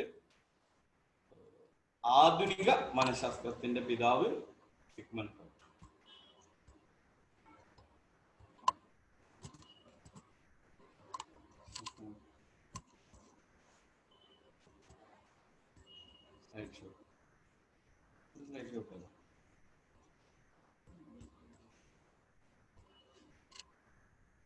ഓക്കെ, അടുത്തത് നമുക്കറിയാം, ഒരു വാദഗതി ലോകത്ത് വളരെ അധികം എസ്റ്റാബ്ലിഷ് ആവുന്ന ഒരു സമയത്ത് ഇതിനെതിരെയുള്ള ഒരു മറുവാദം തീർച്ചയായിട്ടും ഉയർന്നു വരും. അങ്ങനെ സ്ട്രക്ചറലിസത്തിനെതിരെ ഉയർന്നു വന്ന മറ്റൊരു മറുവാദമാണ് ഫങ്ഷണലിസം. ആ വാക്കിൽ നിന്ന് തന്നെ നമുക്ക് ഈ മലയാള വാക്ക് കിട്ടും, ധർമ്മവാദം. അതായത് മനസ്സിന്റെ ഫങ്ഷനാണ് പഠിക്കേണ്ടത് എന്ന് അഭിപ്രായപ്പെട്ട മനഃശാസ്ത്രത്തിലെ സ്കൂളാണ് ഫങ്ഷണലിസം. ഇതിന്റെ ഫൗണ്ടർ എന്ന് പറയുന്നത് വില്യം ജെയിംസ് ആണ്. ഈ വില്യം ജെയിംസിനെ നമ്മൾ നേരത്തെയും ഒരു തവണ പറഞ്ഞിട്ടുണ്ടായിരുന്നു. അത് നമ്മൾ സൈക്കോളജിയുടെ ചരിത്രം പറഞ്ഞപ്പോഴാണ്. അതായത് മനഃശാസ്ത്രം എന്ന് പറയുന്നത് ബോധത്തിന്റെ ശാസ്ത്രമാണ് എന്ന് പറഞ്ഞ ആളാണ് വില്യം ജെയിംസ്. അതുപോലെ തന്നെ തുടക്കത്തിൽ നമ്മൾ എന്താണ് എഡ്യൂക്കേഷൻ സൈക്കോളജി എന്ന ആദ്യത്തെ സ്ലൈഡിൽ നമ്മൾ പറഞ്ഞിട്ടുണ്ടായിരുന്നു. എഡ്യൂക്കേഷണൽ സൈക്കോളജി എന്ന് പറയുന്നത് ഫങ്ഷണലിസ്റ്റ് സ്കൂളിന്റെ സംഭാവനയാണ് എന്ന് പറഞ്ഞു. ഓക്കെ, ഇനി ഇവിടെ പ്രധാനമായിട്ടും പരീക്ഷയ്ക്ക് ഇടക്കിടക്ക് ചോദിക്കുന്ന മറ്റൊരു ചോദ്യമാണ്, വില്യം ജെയിംസ് എഴുതിയ ലോകപ്രസിദ്ധമായ പുസ്തകമാണ് പ്രിൻസിപ്പിൾസ് ഓഫ് സൈക്കോളജി എന്ന് പറയുന്നത്. Principles of psychology William James എഴുതിയ പുസ്തകം. ഈ പുസ്തകത്തിന്റെ പ്രത്യേകത എന്ന് വെച്ച് കഴിഞ്ഞാൽ 1800കളിൽ എഴുതിയ ഈ പുസ്തകത്തിന്റെ ചാപ്റ്റർ ഓർഡറിൽ തന്നെയാണ് ഇന്നും നമ്മളുടെ BEdന്റെയും TTCയുടെയും ഡിഗ്രിയുടെയും PGയുടെയും ഈവൻ +2 വരെയുള്ള സൈക്കോളജി സിലബസ്. അതുകൊണ്ട് തന്നെ ഈ പുസ്തകത്തിന് വലിയ പ്രാധാന്യമുണ്ട്. പ്രിൻസിപ്പിൾസ് ഓഫ് സൈക്കോളജി ഈ book written by William James and he is the founder of functionalism അഥവാ ധർമ്മവാദം എന്ന് പറഞ്ഞ മനഃശാസ്ത്രത്തിലെ രണ്ടാമത്തെ ഫോഴ്സിന്റെ ഉപജ്ഞാതാവാണ് വില്യം ജെയിംസ്. അപ്പൊ ഇവിടെ പരീക്ഷയ്ക്ക് ഏതോ ഒരു തവണ ചോദിച്ചതാണ്, അതുകൊണ്ട് നമ്മൾ ഒന്ന് ഡീറ്റെയിൽ ചെയ്യുന്നു. എന്താണ് മനസ്സിന്റെ പ്രധാനപ്പെട്ട ഫങ്ഷൻസ് എന്ന ഒരു ചോദ്യം നമ്മൾ നോക്കുമ്പോൾ നമുക്ക് കാണാൻ വേണ്ടി പറ്റും. പഠനം, ഓർമ്മ, പ്രചോദനം, പ്രശ്നാപഗ്രത, ഇത് നാലുമാണ് മൈൻഡിന്റെ ഫങ്ഷനായിട്ട് ഫങ്ഷനലിസ്റ്റുകൾ മനസ്സിലാക്കിയിരുന്നത്. സോ ഫങ്ഷനലിസ്റ്റ് സ്കൂളിന്റെ അഭിപ്രായത്തിൽ നമ്മൾ പഠിക്കേണ്ടത്, മനഃശാസ്ത്രത്തിൽ പഠിക്കേണ്ടത് ഫങ്ഷൻസ് ഓഫ് ദ മൈൻഡ് ആണ്. ആ ഫങ്ഷൻസ് ഏതൊക്കെയാണെന്ന് ചോദിച്ചാൽ പഠനം, ഓർമ്മ, പ്രചോദനം, പ്രശ്നാപഗ്രത. സോ നെഗറ്റീവ് മാർക്ക് അടിക്കാതിരിക്കാൻ വേണ്ടിയിട്ട് ഇതൊന്ന് ശ്രദ്ധിച്ചു നോക്കുക. ഇതില് ഫങ്ഷനലിസ്റ്റ് സ്കൂളിന്റെ ഭാഗമല്ലാത്തത് ഏത് എന്ന് ചോദിച്ചിട്ട് ഇതിൽ പെടാത്ത ഒന്ന് തന്നു കഴിഞ്ഞാൽ നമുക്ക് ഒരു കാരണവശാലും നമ്മളെ മാർക്ക് പോകാൻ പാടില്ല. പഠനം, ഓർമ്മ, പ്രചോദനം, ഇത് മൂന്നും തമ്മിലൊരു ബന്ധമുണ്ട്. ഇതിന്റെ അൾട്ടിമേറ്റ് പ്രോഡക്റ്റ് ആണ് എന്ത്? പ്രശ്നാപഗ്രഥനം അഥവാ പ്രോബ്ലം സോൾവിംഗ്. ഓക്കെ, അപ്പൊ നമ്മൾ വൺസ് അഗെയിൻ ആരെങ്കിലും വിട്ടുപോയിട്ടുണ്ടെങ്കിൽ ഒന്നും കൂടി റിപ്പീറ്റ് ചെയ്യുന്നു. സ്കൂൾ എന്ന് പറഞ്ഞു കഴിഞ്ഞാൽ മനഃശാസ്ത്രത്തിൽ വിവിധ കാലങ്ങളിൽ രൂപപ്പെട്ടു വന്ന സൈക്കോളജിയുടെ കണ്ടന്റ് എന്താവണം എന്നുള്ളതുമായി ബന്ധപ്പെട്ട് ഉയർന്നു വന്ന ഏകദേശം സമാനമായ ആശയങ്ങളാണ് സ്കൂൾ എന്ന് പറയുന്നത്. രണ്ട് സ്കൂൾസ് ആണ് നമ്മൾ ഇതുവരെ ഡിസ്കസ് ചെയ്തത്. ഒന്ന് സ്ട്രക്ചറലിസം, രണ്ടാമത് ഫങ്ഷനലിസം. ഓക്കെ, എന്തെങ്കിലും ഡൗട്ട് ഉണ്ടെങ്കിൽ ടെക്സ്റ്റ് ചെയ്യുക, ഇവിടുത്തെ ടെക്നിക്കൽ സപ്പോർട്ട് ചെയ്യുന്ന ആൾക്കാർ സഹായിക്കുന്നതാണ്. അടുത്തത് ജസ്റ്റാൾട്ട് സൈക്കോളജി. ഇതിന്റെ മലയാളം എന്ന് പറയുന്നത് സമഗ്രതാവാദം എന്നുള്ളതാണ്. ഇതിന്റെ ഡീറ്റെയിലിംഗ് വരുന്ന സമയത്ത് എന്തുകൊണ്ട് ഈ സമഗ്രതാവാദം എന്നുള്ള പേര് വന്നു നമുക്ക് മനസ്സിലാവും. So gestalt is originated Germany. ഇതും പരീക്ഷക്കാർക്ക് ചോദിക്കുന്നതാണ്. ആ കണക്ഷൻ മനസ്സിലാക്കി വെക്കുക. ജസ്റ്റാൾട്ട് ജർമ്മനി, ജസ്റ്റാൾട്ട് സ്കൂൾ അഥവാ സമഗ്രതയിലാണ് നമ്മൾ ഈ എൻവയോൺമെന്റിനെ, നമ്മളെ പരിസരത്തെ നമ്മൾ മനസ്സിലാക്കുന്നത് എന്നുള്ളതാണ് ജസ്റ്റാൾട്ട് സ്കൂളിന്റെ ഏറ്റവും പ്രധാനപ്പെട്ട ഒരു ആശയം. മറ്റൊന്ന് പരീക്ഷയ്ക്ക് എപ്പോഴും ചോദിക്കുന്ന ഒരു കാര്യമാണ്, ജസ്റ്റാൾട്ട് സ്കൂളുകാർ പഠിക്കാൻ ശ്രമിച്ചത് എന്തിനാണ്? അതാണ് ഇവിടെ ബ്ലൂ കളറിൽ കൊടുത്തിട്ടുള്ളത്. That is sensation and perception. Perception എന്നുള്ളതിന് നമ്മൾ മലയാളത്തിൽ ഉപയോഗിച്ചുകൊണ്ടിരിക്കുന്ന ഒരു വാക്ക് എന്ന് പറയുന്നത് പ്രത്യക്ഷണം എന്നുള്ളതാണ്. Once again I am repeating, Gestalt school originated in Germany. അവർ ഏറ്റവും കൂടുതൽ പഠിക്കാൻ ശ്രമിച്ചത് നമുക്കുണ്ടാകുന്ന ഇന്ദ്രിയ അനുഭവങ്ങൾ, ദാറ്റ് ഈസ് സെൻസേഷൻ. ആ സെൻസേഷന് നമ്മൾ കൊടുക്കുന്ന അർത്ഥമാണ് പെർസെപ്ഷൻ. ഇതിന് പ്രത്യക്ഷണം എന്നാണ് നമ്മൾ മലയാളത്തിൽ ഉപയോഗിച്ചുകൊണ്ടിരിക്കുന്ന വാക്ക്. അടുത്ത സ്ലൈഡിൽ അത് വരുന്നുണ്ടാവും. അപ്പോൾ ജസ്റ്റാൾട്ട് സ്കൂളുമായി ബന്ധപ്പെട്ട് വരുന്ന പ്രധാനപ്പെട്ട ഒരു ചോദ്യം എന്ന് പറയുന്നത്, ഈ ജസ്റ്റാൾട്ട് സ്കൂൾ ഒറിജിനേറ്റ് ചെയ്തത് എവിടെ നിന്നാണ്? നമ്മൾ ഒരു പ്രാവശ്യം രണ്ട് പ്രാവശ്യം പറഞ്ഞു, ദാറ്റ് ഈസ് ഇൻ ജർമ്മനി. പിന്നെ ജസ്റ്റാൾട്ട് സ്കൂളിന്റെ പ്രധാനപ്പെട്ട പ്രപ്പോണൻസ് ആരൊക്കെ എന്നുള്ളതാണ്. മൂന്നാളുകളാണ്, കോഹ്ലർ, കോഫ്ക ആൻഡ് മാക്സ് വെർത്തിമർ. ഈ കോഹ്ലർ എന്ന് പറയുമ്പോൾ കോഹ്ലറിന്റെ നേരെ സുൽത്താൻ എന്ന് എഴുതിയത് നിങ്ങൾക്ക് ഓർമ്മ ഉണ്ടാവും. നമ്മൾ BEd ക്ലാസ്സിൽ, ലിറ്റിസ് ക്ലാസ്സിൽ നമ്മൾ കേട്ടിട്ടുണ്ടാവും. പരീക്ഷയ്ക്ക് ചില സമയങ്ങളിൽ ചോദിച്ച ചോദ്യമാണ്. കോഹ്ലർ ഒരു ചിമ്പാൻസിയിൽ പഠനം നടത്തിയിരുന്നു. ആ ചിമ്പാൻസിയുടെ പേരാണ് സുൽത്താൻ. ബാക്കി ഡീറ്റെയിൽസ്, ഇതിന്റെ ഡീറ്റെയിൽസ് നമ്മൾ ലേണിംഗ് തിയറീസ്, അവിടെയും ഈ ജസ്റ്റാൾട്ട് സൈക്കോളജി കടന്നു വരും. കാരണം മനഃശാസ്ത്രത്തിൽ എങ്ങനെ പഠിക്കണം, എന്ത് പഠിക്കണം എന്നുള്ള ഫൗണ്ടേഷൻ ആണ് ഓരോ സ്കൂളും. ആ സ്കൂളിന്റെ അടിസ്ഥാനത്തിലാണ് പേഴ്സണാലിറ്റി തിയറീസിനെ നമ്മൾ എക്സ്പ്ലെയിൻ ചെയ്യുന്നത്. ആ തിയറീസിന്റെ അടിസ്ഥാനത്തിലാണ് നമ്മൾ ലേണിംഗ് തിയറീസിനെ എക്സ്പ്ലെയിൻ ചെയ്യുന്നത്. അതുകൊണ്ട് തന്നെ ഈ ഫൗണ്ടേഷൻ നമുക്ക് ഉറക്കൽ വളരെ അനിവാര്യമാണ്. ജസ്റ്റാൾട്ട് സ്കൂളുമായി ബന്ധപ്പെട്ട് പറയുന്ന മൂന്ന് പേരുകൾ കോഹ്ലർ, കോഫ്ക ആൻഡ് മാക്സ് വെർത്തിമർ. കോഹ്ലറുമായി ബന്ധപ്പെട്ട് നമ്മൾ ഒരു എക്സ്പെരിമെന്റ് പറഞ്ഞു. ഈ എക്സ്പെരിമെന്റിന്റെ റിസൾട്ട് എന്ന് പറയുന്നത് അന്തർദൃഷ്ടി പഠനമാണ് എന്നാണ് പറഞ്ഞിട്ടുള്ളത്. ജസ്റ്റ് ഒന്ന് ഓർത്ത് വെക്കുക, ഇൻസൈറ്റ് ലേണിംഗ് അഥവാ അന്തർദൃഷ്ടി പഠനം. ഇവിടെ നമുക്ക് സ്ക്രീനിൽ രണ്ട് ചിത്രങ്ങൾ കാണാൻ വേണ്ടി പറ്റും. സ്വാഭാവികമായിട്ടും നമ്മൾ പറയാം 2 റൗണ്ട് എന്നുള്ളതാണ്. പിന്നീട് ചിലപ്പോൾ നമ്മൾ പറയാം ആ രണ്ടാമത്തെ റൗണ്ട് അപൂർണമാണ്. യഥാർത്ഥത്തിൽ രണ്ടും റൗണ്ട് അല്ല, ഒരു അപൂർണമായ ഒരു റൗണ്ടും കുറെ ഡോട്ട്സും മാത്രമാണ്. പക്ഷേ ജസ്റ്റാൾട്ട് സ്കൂളുകാർ പറയുന്നു, നമ്മൾ ഈ ഇത്തരത്തിലുള്ള പിക്ചറുകളെ പെർസീവ് ചെയ്യുന്ന അതേപോലെ തന്നെയാണ് നമ്മൾ ഈ പ്രകൃതിയെയും നമുക്കുണ്ടാവുന്ന അനുഭവങ്ങളെയും എല്ലാം നമ്മൾ കാണുന്നത്, എല്ലാത്തിനെയും നമ്മൾ കാണുന്നത് അതിന്റെ സമഗ്രതയിലാണ്. ഇപ്പൊ നിങ്ങൾക്ക് സ്ക്രീനിൽ കാണാൻ പറ്റുന്നുണ്ടാവും 3 വൃത്തങ്ങളും, ആ വൃത്തത്തിന്റെ നടുവിൽ നിങ്ങൾ ഒരു ത്രികോണത്തെ കാണുന്നുണ്ടാവും. യഥാർത്ഥത്തിൽ അവിടെ അങ്ങനെ ഒരു ത്രികോണം ഇല്ല. നമ്മളുടെ ഒരു പെർസെപ്ഷൻ അഥവാ ആ തോന്നലിൽ നിന്നാണ് ആ ത്രികോണവും അതുപോലെ തന്നെ അപൂർണമായിട്ടുള്ള ആ വൃത്തത്തിൽ ഒരു പൂർണ്ണതയും, അതായത് ആ ത്രികോണം ആ വൃത്തത്തെ മറച്ചു എന്നുള്ള ഒരു തോന്നലാണ് നമുക്ക് യഥാർത്ഥത്തിൽ ഉണ്ടാവുന്നത്. ഇവിടെ ജസ്റ്റ് സ്കൂളുമായി ബന്ധപ്പെട്ട ഏറ്റവും പ്രധാനപ്പെട്ട ഒരു point, the whole is greater than sum of its parts. അതായത് നമ്മൾ കാര്യങ്ങളെ മനസ്സിലാക്കുമ്പോൾ ആ ഹോൾനെസ്സിനാണ്, പൂർണ്ണതക്കാണ്, അല്ലാതെ ബിറ്റ് ഓഫ് ഇൻഫർമേഷൻ അല്ല നമ്മൾ കൊടുക്കേണ്ടത് എന്നുള്ളതാണ്. അപ്പൊ ഇതുമായൊക്കെ ബന്ധപ്പെട്ട് അപ്ലിക്കേഷൻ ലെവൽ ക്വസ്റ്റ്യൻസ് വരാൻ സാധ്യതയുണ്ട്. അതായത് കുട്ടികൾക്ക് നമ്മൾ ആശയങ്ങൾ പ്രസന്റ് ചെയ്യുന്ന സമയത്ത് മുറിച്ച് പറഞ്ഞു കൊടുക്കുന്നതിന് പകരം ഒന്നിച്ച് ആശയം പ്രസന്റ് ചെയ്യുകയും പിന്നീട് നമ്മൾ അതിന്റെ ഡീറ്റെയിലിംഗിലേക്ക് പോവുകയും ചെയ്യുന്നത് ഏത് സ്കൂളിന്റെ അടിസ്ഥാനത്തിലാണെന്ന് ചോദിച്ചു കഴിഞ്ഞാൽ there is no doubt the answer is Gestalt school. Gestalt സ്കൂളിൽ നമ്മൾ മലയാളത്തിൽ പറഞ്ഞ പേര് ഒന്നുകൂടി റിപ്പീറ്റ് ചെയ്യുന്നു, സമഗ്രതാവാദം. ജസ്റ്റാൾട്ട് എന്ന ജർമ്മൻ വാക്ക്, ഇതും പരീക്ഷയ്ക്ക് ഇടയ്ക്ക് ചോദിക്കുന്നതാണ്. ഈ സ്ലൈഡിലില്ല, ഓർമ്മ വന്നപ്പോൾ പറയാണ്, ജസ്റ്റ് നിങ്ങൾ നോട്ട് ഡൗൺ ചെയ്തു വെക്കുക. ജസ്റ്റാൾട്ട് എന്ന് പറഞ്ഞു കഴിഞ്ഞാൽ പൂർണ്ണത എന്നാണ് ഇതിന്റെ അർത്ഥം. അപ്പൊ ഇവിടെ ജസ്റ്റാൾട്ട് സ്കൂളിന്റെ ഏറ്റവും പ്രധാനപ്പെട്ട സംഭാവന എന്താണ് എന്ന് ചോദിച്ചു കഴിഞ്ഞാല്, ജസ്റ്റാൾട്ട് സ്കൂൾ പറയുന്നത് സമഗ്രമായ അനുഭവമാണ് പ്രത്യക്ഷണത്തിന്റെ അഥവാ പെർസെപ്ഷന്റെ അടിസ്ഥാനം.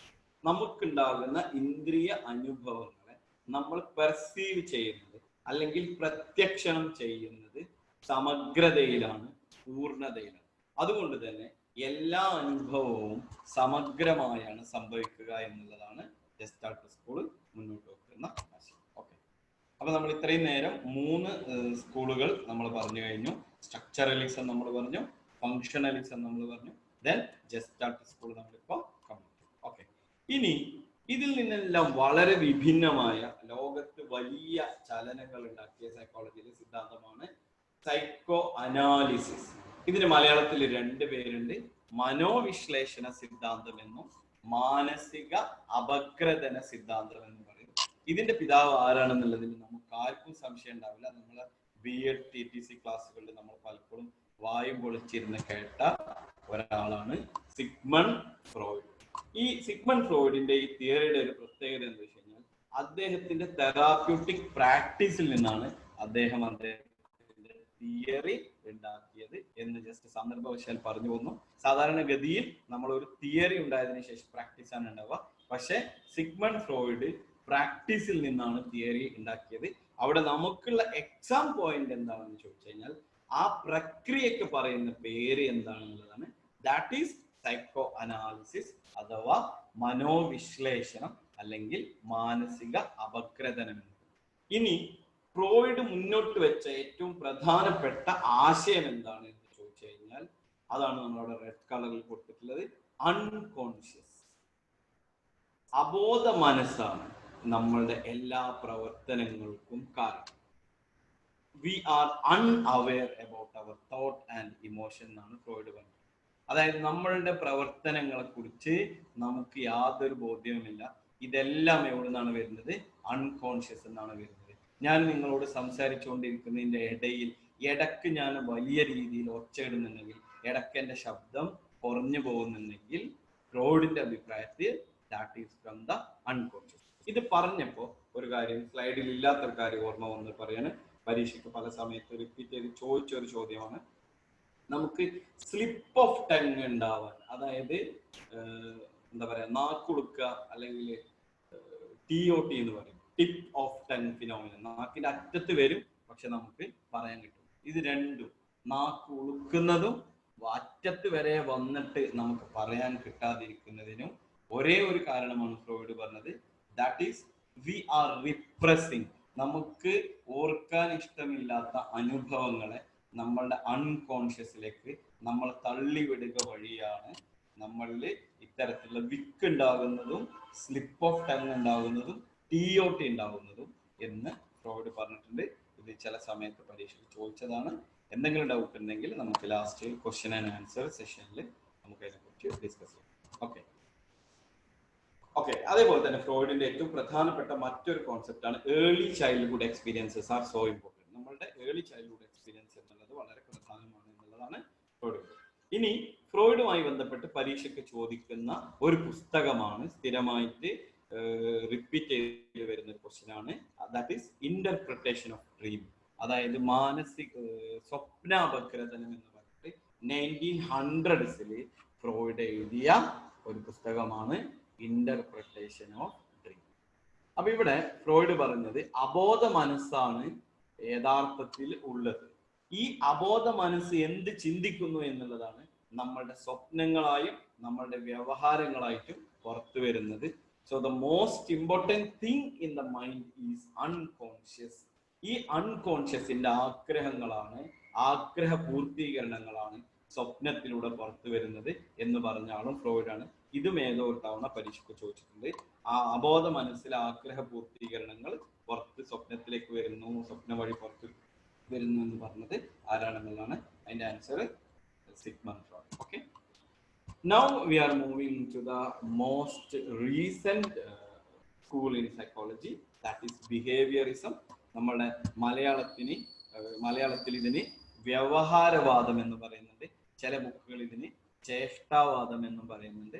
ബട്ട് ആശയം നമ്മൾ മനസ്സിലാക്കാൻ വേണ്ടി ബിഹേവിയറിസം മുന്നോട്ട് വെച്ച ഏറ്റവും പ്രധാനപ്പെട്ട ബ്യൂട്ടിഫുൾ ആയ ഒരു ആശയം എന്താണെന്ന് വെച്ച് കഴിഞ്ഞാൽ ഓൾ ബിഹേവിയർ ആർ ലേൺഡ്.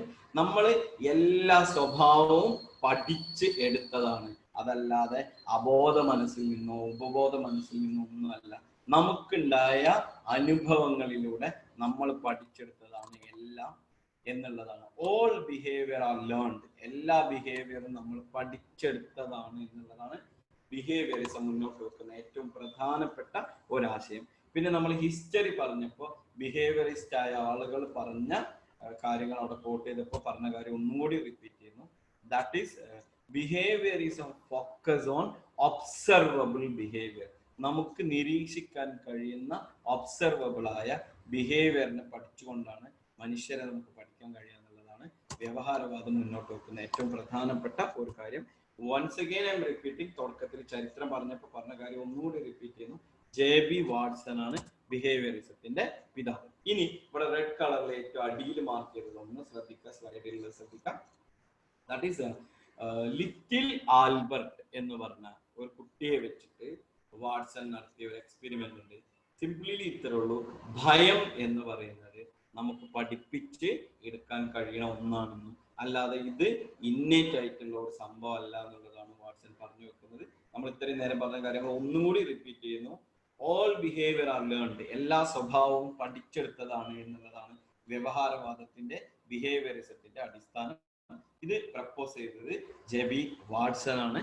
അതുപോലെ തന്നെ അവരുടെ ഒരു എക്സ്പെരിമെന്റൽ റിസൾട്ട് എന്ന് പറയുന്നതാണ് ലിറ്റിൽ ആൽബർട്ട് വൈറ്റ് റാറ്റിനെ വെച്ചുകൊണ്ട്, വെള്ള എലികളെ വെച്ചുകൊണ്ട് ഒരു കുട്ടിയെ ഭയം എങ്ങനെ ഉണ്ടാക്കുക എന്നുള്ളതാണ് എക്സ്പെരിമെന്റ്. നമുക്ക് സമയം അനുവദിക്കുകയാണെങ്കിൽ ലേണിംഗ് തിയറീസ് പറയുന്ന സമയത്ത് ഈ എക്സ്പെരിമെന്റ് ഡീറ്റെയിൽ ആയിട്ട് പറയുന്നതായിരിക്കും. Okay, thank U.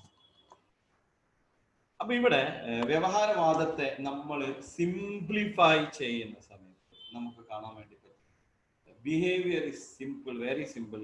That is the relationship between stimulus and response. അവിടെ ബ്ലാക്ക് കളറിലും യെല്ലോ കളറിലും കൊടുത്തത് നോക്കുക.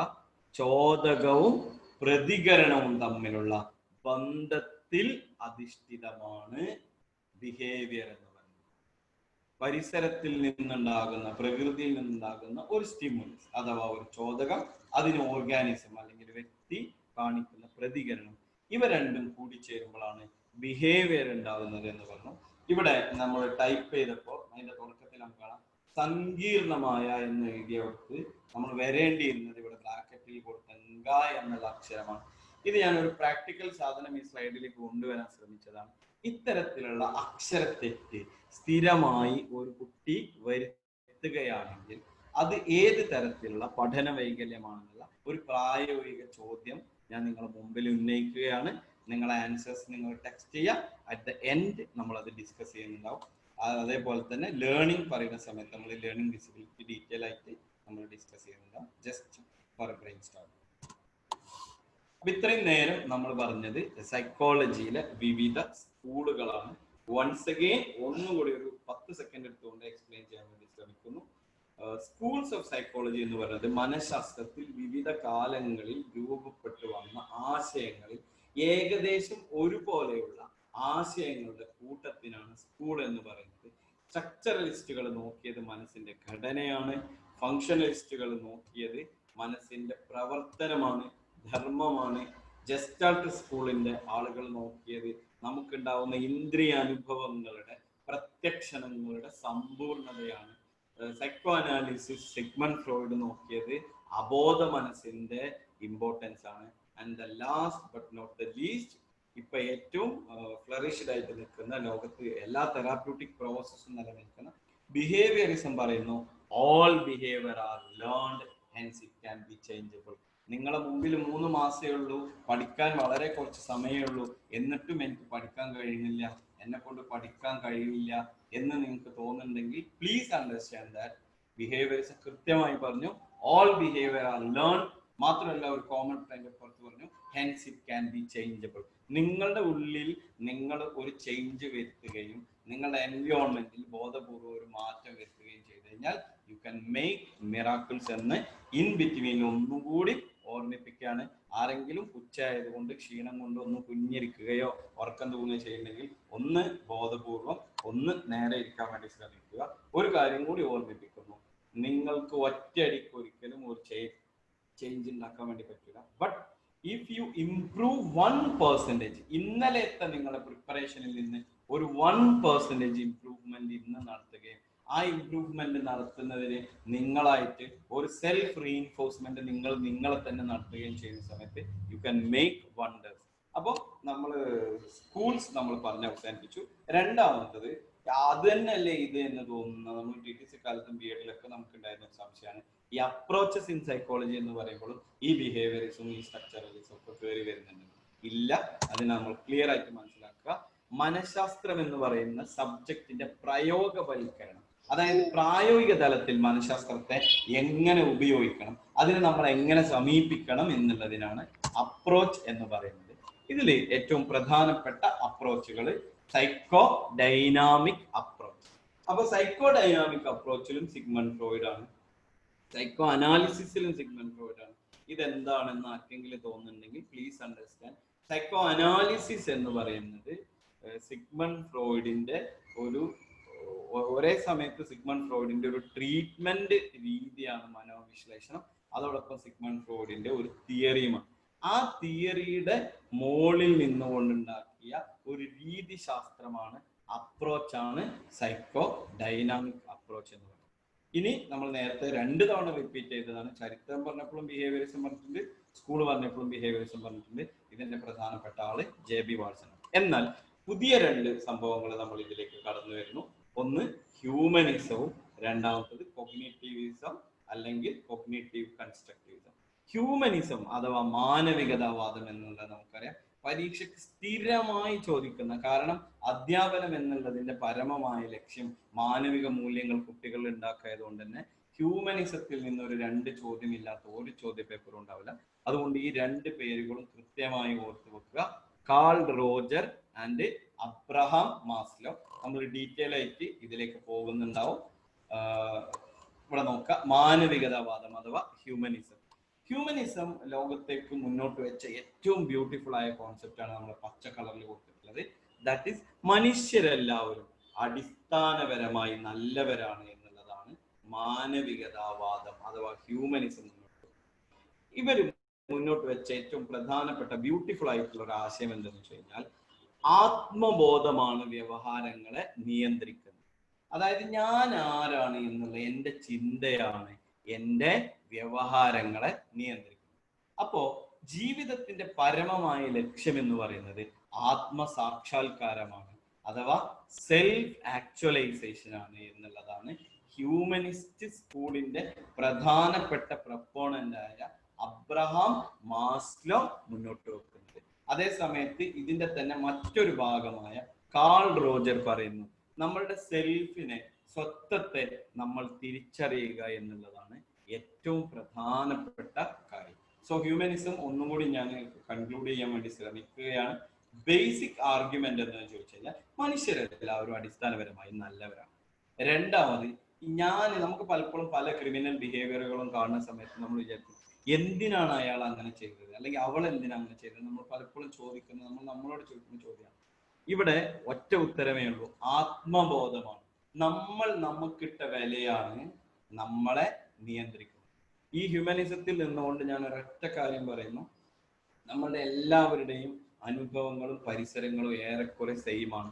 നിങ്ങൾ വരാനിരിക്കുന്ന പരീക്ഷയിൽ നിങ്ങളുടെ ഒരു പ്ലേസ് നിങ്ങൾ ഉറപ്പിച്ചിട്ടുണ്ടെങ്കിൽ നിങ്ങൾ മനസ്സിലാക്കുന്നത് ഇനി സ്കൂൾ തുറക്കുന്ന അടുത്ത വർഷത്തെ അക്കാഡമിക് ഇയർ സ്കൂൾ തുറക്കുന്ന സമയത്ത് ഞാൻ റാങ്ക് പട്ടികയിലുള്ള ഒരു അക്കാഡമിക് ഇയർ ആണ് തുറക്കാൻ പോകുന്നത് എന്ന് നിങ്ങളുടെ ഉള്ളിൽ ആത്മബോധം ഉണ്ടെങ്കിൽ ഡെഫിനറ്റ്ലി നിങ്ങൾക്ക് ഏത് പ്രയാസത്തിലും നിങ്ങൾക്ക് പഠിക്കാൻ വേണ്ടി പറ്റും. കാരണം നിങ്ങളുടെ ഒരു ആത്മസാക്ഷാത്കാരത്തിലേക്കുള്ള സെൽഫ് ആക്ച്വലൈസേഷനിലേക്കുള്ള ഒരു മൂവ്മെന്റിൽ ഒരു പ്രധാനപ്പെട്ട ഒരു കാര്യമാണ് നമുക്കൊരു ഐഡന്റിറ്റി ഉണ്ടാവുക എന്നുള്ളത്.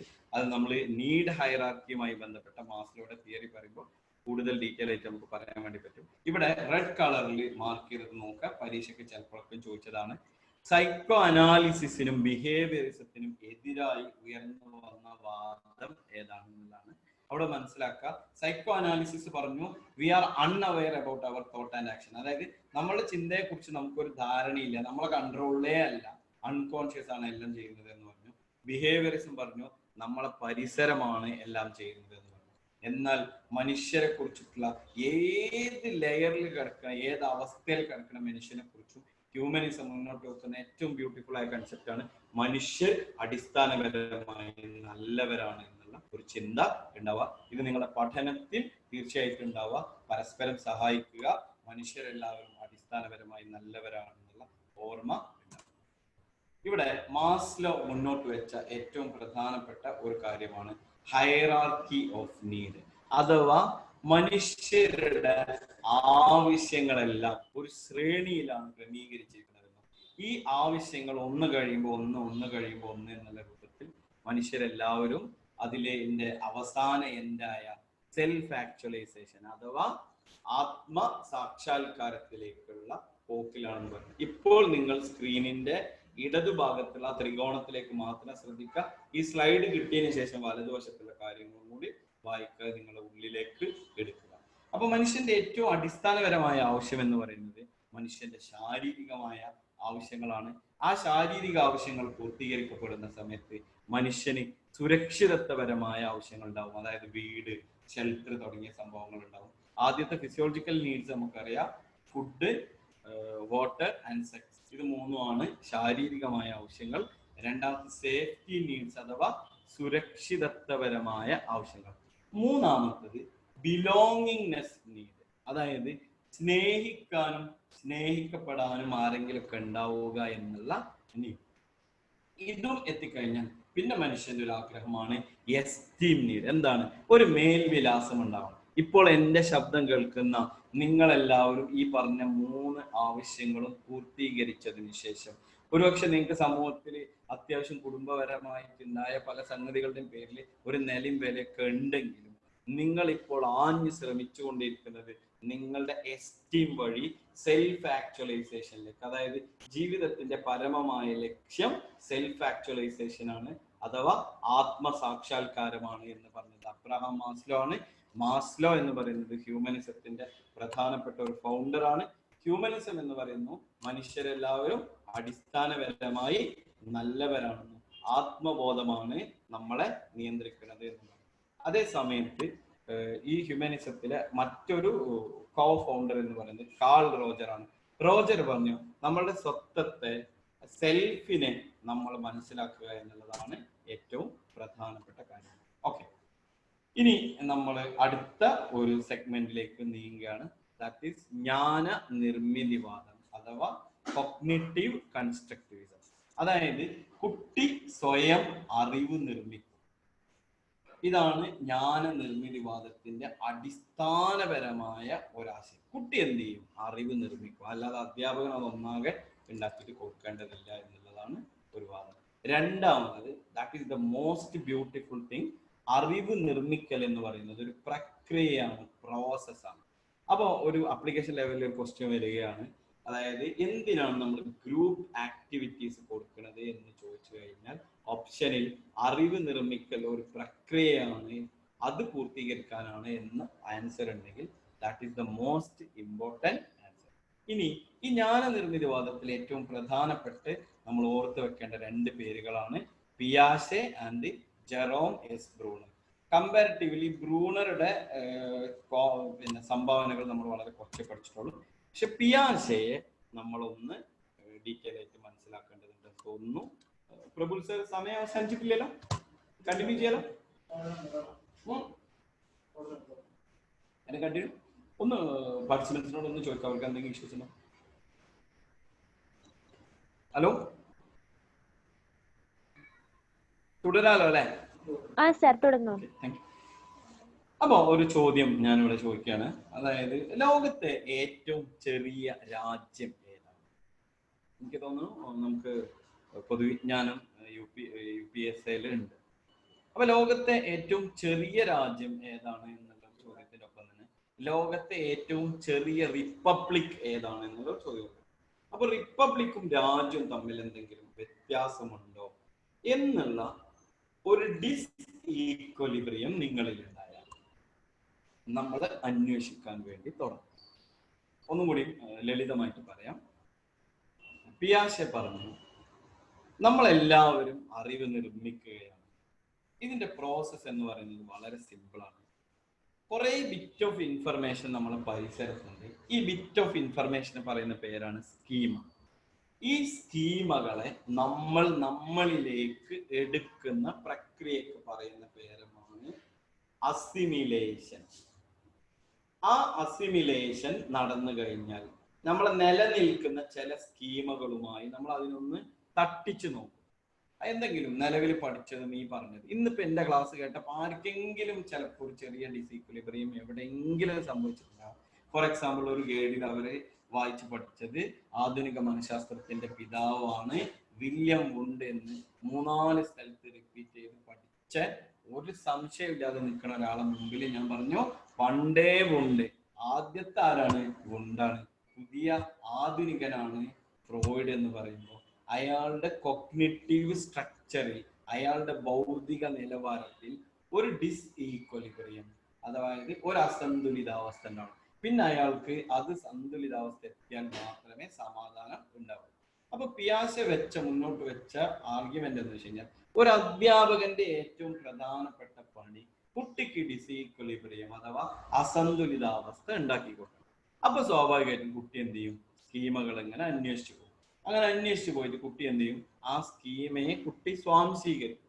പക്ഷെ ആ അസിമിലേഷൻ അഥവാ സ്വാംശീകരണം നടന്നു കഴിഞ്ഞാൽ പൂർണ്ണമായിട്ടും കുട്ടിയാണെന്നില്ല, മുതിർന്ന ഒരാളാണെങ്കിൽ, ഇപ്പൊ ഇന്ന് ഞാനിപ്പോ ആദ്യം ചോദിച്ച ചോദ്യം, അതായത് ലോകത്തെ ചെറിയ രാജ്യം എന്നൊരു ചോദ്യവും പിന്നീട് ലോകത്തെ ചെറിയ റിപ്പബ്ലിക് എന്നൊരു ചോദ്യം ചോദിക്കുമ്പോൾ ഇത് രണ്ടും രണ്ടാണോ എന്നുള്ളൊരു സംഭവം, രണ്ടും രണ്ടാണ് എന്ന് ഒരാൾ ആർഗ്യൂ ചെയ്യും. നമുക്കല്ല, രണ്ടും ഒന്നാണ് എന്ന് തോന്നുന്നുണ്ടെങ്കിൽ നമ്മളെ സ്ട്രക്ചറിൽ, ചിന്തയിൽ ഒരു ഡിസീക്വലിബ്രിയം ഉണ്ടാവും. ഈ ഡിസീക്വലിബ്രിയത്തെ നമ്മൾ നിലവിലുള്ള അറിവുമായി തട്ടിച്ചു നോക്കി, കുഴപ്പമില്ല, ഇതും അവിടെ നിലനിൽക്കട്ടെ എന്ന് നമ്മൾ തീരുമാനിക്കുന്നതിന് പറയുന്ന പേരാണ് അക്കമഡേഷൻ. ഇത് ഇപ്പൊ ഈ പറഞ്ഞതുമായി ബന്ധപ്പെട്ട് എന്തെങ്കിലും ക്ലാരിറ്റി കുറവുണ്ടെങ്കിൽ നമ്മൾ സംശയ നിവാരണം നടത്തുന്ന സമയത്ത് അത് ചോദിക്കാം. ഓക്കെ. ഇനി പിയാഷെയുടെ പരീക്ഷയ്ക്ക് ഏറ്റവും കൂടുതൽ ചോദിക്കുന്ന ഒരു സാധനമാണ് പിയാഷെയുടെ 4 ഡെവലപ്മെന്റ് സ്റ്റേജസ്. ഇത് ഒരു കൺഫ്യൂഷൻ ഇല്ല. നമ്മൾ ശരിക്ക് നമ്മളെ മനസ്സിലേക്ക് ഒരു സംഭവം കൊണ്ടുവന്നു കഴിഞ്ഞാൽ ദാറ്റ് ഈസ് വെരി സിമ്പിൾ. ഒറ്റ കാര്യം, നമ്മൾ സാധാരണ നമ്മുടെ നാട്ടു നടപ്പിലുള്ള ഒരു പരിപാടി തന്നെ, നമ്മുടെ കുടുംബത്തിലോ ബന്ധത്തിലോ ഒരു കുട്ടി ഉണ്ടായാൽ നമ്മൾ ആ കുട്ടിക്ക് ഡ്രസ്സ് കൊടുക്കും. ഓക്കെ. അപ്പൊ നമ്മൾ തീരുമാനിച്ചു എല്ലാവരും ഡ്രസ്സ് കൊണ്ടുവരും. നമ്മൾ എന്ത് ചെയ്യുന്നില്ല, ഡ്രസ്സ് കൊണ്ടുവരുന്നില്ല എന്ന് തീരുമാനിച്ചു.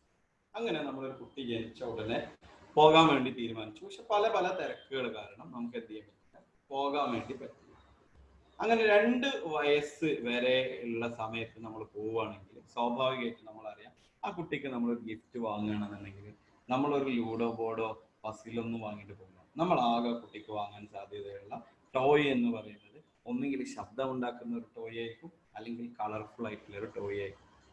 That is simply sensory motor. അതായത് ആദ്യത്തെ 2 വർഷം കുട്ടി അറിവ് ഉണ്ടാക്കുന്നത്, കുട്ടി ലോകത്തെ അറിയുന്നത് ഇന്ദ്രിയങ്ങളിലൂടെ മാത്രമാണ്. കുട്ടി എന്ത് ചെയ്യുന്നില്ല, കുട്ടിയുടെ ചിന്തയിൽ എവിടെയും കാര്യങ്ങൾ വരുന്നില്ല. രണ്ടാമത്തെ സ്റ്റേജാണ് പ്രീ ഓപ്പറേഷണൽ സ്റ്റേജ് അഥവാ പ്രാക് മനോവ്യാപാരഘട്ടം. 2 വയസ്സ് മുതൽ 7 വയസ്സ് വരെയുള്ള കാലഘട്ടമാണ് പ്രീ ഓപ്പറേഷണൽ സ്റ്റേജ്. ഈ പ്രീ ഓപ്പറേഷണൽ സ്റ്റേജിന്റെ ഇടയിലും ചില ഡിവിഷൻസ് ചില ബുക്കിൽ കാണുന്നുണ്ട്.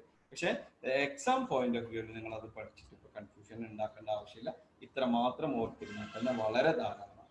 മറ്റൊന്നാണ് കോൺക്രീറ്റ് ഓപ്പറേഷണൽ സ്റ്റേജ് അഥവാ മൂർത്ത ബിംബന ഘട്ടം എന്ന് ചില ബുക്കുകൾ നിങ്ങൾക്ക് കാണാൻ വേണ്ടി പറ്റും. ഇതെന്താണ് കൺസെപ്റ്റ് എന്നുള്ളത് മുഴുവൻ പറഞ്ഞു കഴിഞ്ഞിട്ട് എക്സ്പ്ലെയിൻ ചെയ്യാം. And last one formal operation stage. അപ്പൊ ഓർത്ത് വെക്കുക, നമ്മൾ 2 വയസ്സിനുള്ളിൽ നമ്മൾ പോവുകയാണെങ്കിൽ നമ്മൾ കൊണ്ടുപോകുന്ന ടോയ് ആവൂല. നമ്മൾ 2 വയസ്സിനും 7 വയസ്സിനും ഇടയിലുള്ള ഒരു കുട്ടിക്ക് നമ്മൾ കൊണ്ടുപോകും. 2 വയസ്സിനും 7 വയസ്സിനും ഇടയിലുള്ള ഒരു കുട്ടിയുടെ അടുത്തേക്ക് നമ്മൾ കൊണ്ടുപോകുമ്പോൾ കുട്ടിക്ക് സ്വയമേവ ഓപ്പറേറ്റ് ചെയ്യാൻ പറ്റുന്ന സംഭവങ്ങളായിരിക്കും നമ്മൾ കൊണ്ടുപോകുന്നത്. ഇനി അന്നൊന്നും പോകാൻ കഴിഞ്ഞില്ല, ഇനി കുറെ കാലം കഴിഞ്ഞിട്ട് ആ വീട്ടിൽ മൂത്ത കുട്ടിക്കും കൂടി ചേർത്ത് നമ്മൾ ഒരു ഗിഫ്റ്റ് വാങ്ങിയേക്കാം എന്ന് തീരുമാനിക്കുമ്പോൾ 7 വയസ്സിനും 11 വയസ്സിനും ഇടയിലുള്ള കുട്ടിക്ക് നിങ്ങൾ ഒരിക്കലും കിൽക്ക് കൊണ്ടുപോകില്ല. 7 വയസ്സിനും 2 വയസ്സിനും 2 വയസ്സ് വരെയുള്ള കുട്ടിക്ക് നിങ്ങൾ കൊണ്ടുപോകുന്ന കിൽക്ക് അല്ലെങ്കിൽ കളിപ്പാട്ടം, ശബ്ദം ഉണ്ടാക്കുന്ന ഭംഗിയുള്ള കളിപ്പാട്ടം നിങ്ങൾ ഒരിക്കലും 2നും 7നും ഇടയിലുള്ള കുട്ടിക്ക് കൊണ്ടുപോകില്ല. അതൊരിക്കലും നിങ്ങൾ കൊണ്ടുപോകില്ല 7നും 11നും ഇടയിലുള്ള കുട്ടിക്ക് നമ്മൾ കൊണ്ടുപോകില്ല. അവിടെ നമ്മൾ പോകുന്ന സമയത്ത് കുറച്ചും കൂടി പെൺകുട്ടികളാണെങ്കിൽ അവർക്ക് ഒരു ഡോള്, ആൺകുട്ടികളാണെന്നുണ്ടെങ്കിൽ അവർക്ക് കുറച്ചും കൂടി സ്ട്രക്ചേർഡ് ആയിട്ടുള്ള എന്താ പറയാ JCB ഒക്കെ പോലത്തെ സംഭവങ്ങൾ നമ്മൾ കൊണ്ടുപോകും. കാരണം ആ ഒരു കോൺക്രീറ്റ് ഒബ്ജക്റ്റ്, ആ മൂർത്തമായ ഒബ്ജക്റ്റ് വെച്ചിട്ട് അവർക്ക് എന്ത് ചെയ്യാൻ പറ്റും, അവരെ ലോകത്തെ എക്സ്പാൻഡ് ചെയ്യാൻ പറ്റും. ഏറ്റവും അവസാനത്ത് ഔപചാരികമായ മനോവ്യാപാര ഘട്ടം അഥവാ ഫോമൽ ഓപ്പറേഷൻ സ്റ്റേജ് 11 വയസ്സ് മുതൽ ഈ സംഭവമാണ്. ഓക്കെ, ഇനി ഈ സ്റ്റേജസ് ഓർക്കാൻ മറ്റൊരു ചെറിയൊരു സാധനം പറയാനുള്ളത് വെച്ച് കഴിഞ്ഞാൽ, ആദ്യത്തെ 2 വർഷം നമ്മൾ കുട്ടികളെ വളരെ സ്നേഹത്തിൽ ടോയ്സ് ഒക്കെ കൊടുത്ത് ഫുൾ കെയർ ചെയ്ത് ഇങ്ങനെ പാമ്പർ ചെയ്ത് വളർത്തുന്ന സമയത്ത് 2 വയസ്സ് കഴിയുന്നതോടുകൂടി നമുക്കറിയാം കുട്ടീനെ മൂത്രയ്ക്കാൻ വേണ്ടി വിളിച്ച കുട്ടി അങ്ങോട്ടേക്ക് ഓടും, അല്ലെങ്കിൽ ടോയ്ലറ്റ് പോകാൻ നിർബന്ധിച്ച കുട്ടി. അപ്പൊ നമ്മൾ പതുക്കെ പ്രാകാൻ വേണ്ടി തുടങ്ങും. ഈ ഒരു ജസ്റ്റ് നിങ്ങൾക്ക് ഓർക്കാൻ വേണ്ടിയിട്ടാണ് ഇത് തമ്മിൽ നോ കണക്ഷൻ, പക്ഷെ നിങ്ങൾക്ക് ഓർക്കാൻ വേണ്ടിയിട്ടുള്ള ഒരു ടെക് ആയിട്ട് പറയുന്നതാണ് പ്രാക് മനോവ്യാപാരം. അടുത്തത് ഈ ഇതും കഴിഞ്ഞിട്ട് ഒരു 7 വയസ്സിനും 11 വയസ്സിനും ഇടയിലുള്ള കുട്ടികളുടെ രക്ഷിതാക്കളോട് ഉണ്ടെങ്കിൽ നമുക്കറിയാം പ്രാകലൊക്കെ കഴിഞ്ഞിട്ട് അതിന്റെ ഏറ്റവും മൂത്ത അവസ്ഥയിൽ ഇവരുടെ പ്രശ്നങ്ങൾ തുടങ്ങുന്ന ഒരു സമയമാണ് 7 വയസ്സിനും 11 വയസ്സിനും ഇടയിലുള്ള ഒരു ലേറ്റർ ചൈൽഡ്ഹുഡ് എന്ന് പറയുന്നത്. അതും കഴിഞ്ഞിട്ട് 11 വയസ്സാവുന്നതോട് കൂടി 7ാം ക്ലാസ്സിലേക്ക് എത്തുന്നതോട് കൂടി ആൺകുട്ടിയാണെങ്കിലും പെൺകുട്ടിയാണെങ്കിലും പതുക്കെ ഫോമൽ ആവാൻ തുടങ്ങും നമ്മളോടുള്ള ഇടപെടലുകളിലും കാര്യങ്ങളും. ഈ പറഞ്ഞ ഉദാഹരണമോ കഥയോ ഏതെങ്കിലും വെച്ചിട്ട് ജസ്റ്റ് നിങ്ങൾ ഓർത്ത് വെക്കുക. 0 to 2 sensory motor stage, pre operation stage 2 to 7, അതായത് ആദ്യത്തെ 2 വർഷം, പിന്നെ 2 വർഷം മുതൽ 2ാം ക്ലാസ് വരെയുള്ള കൃത്യമായ കാലഘട്ടം. പരീക്ഷയ്ക്ക് ഏറ്റവും കൂടുതൽ ക്വസ്റ്റ്യൻസ് വരുന്നത് 2ാമത്തെയും 3ാമത്തെയും സ്റ്റേജിൽ നിന്നാണെന്നും കൂടി മനസ്സിലാക്കാം.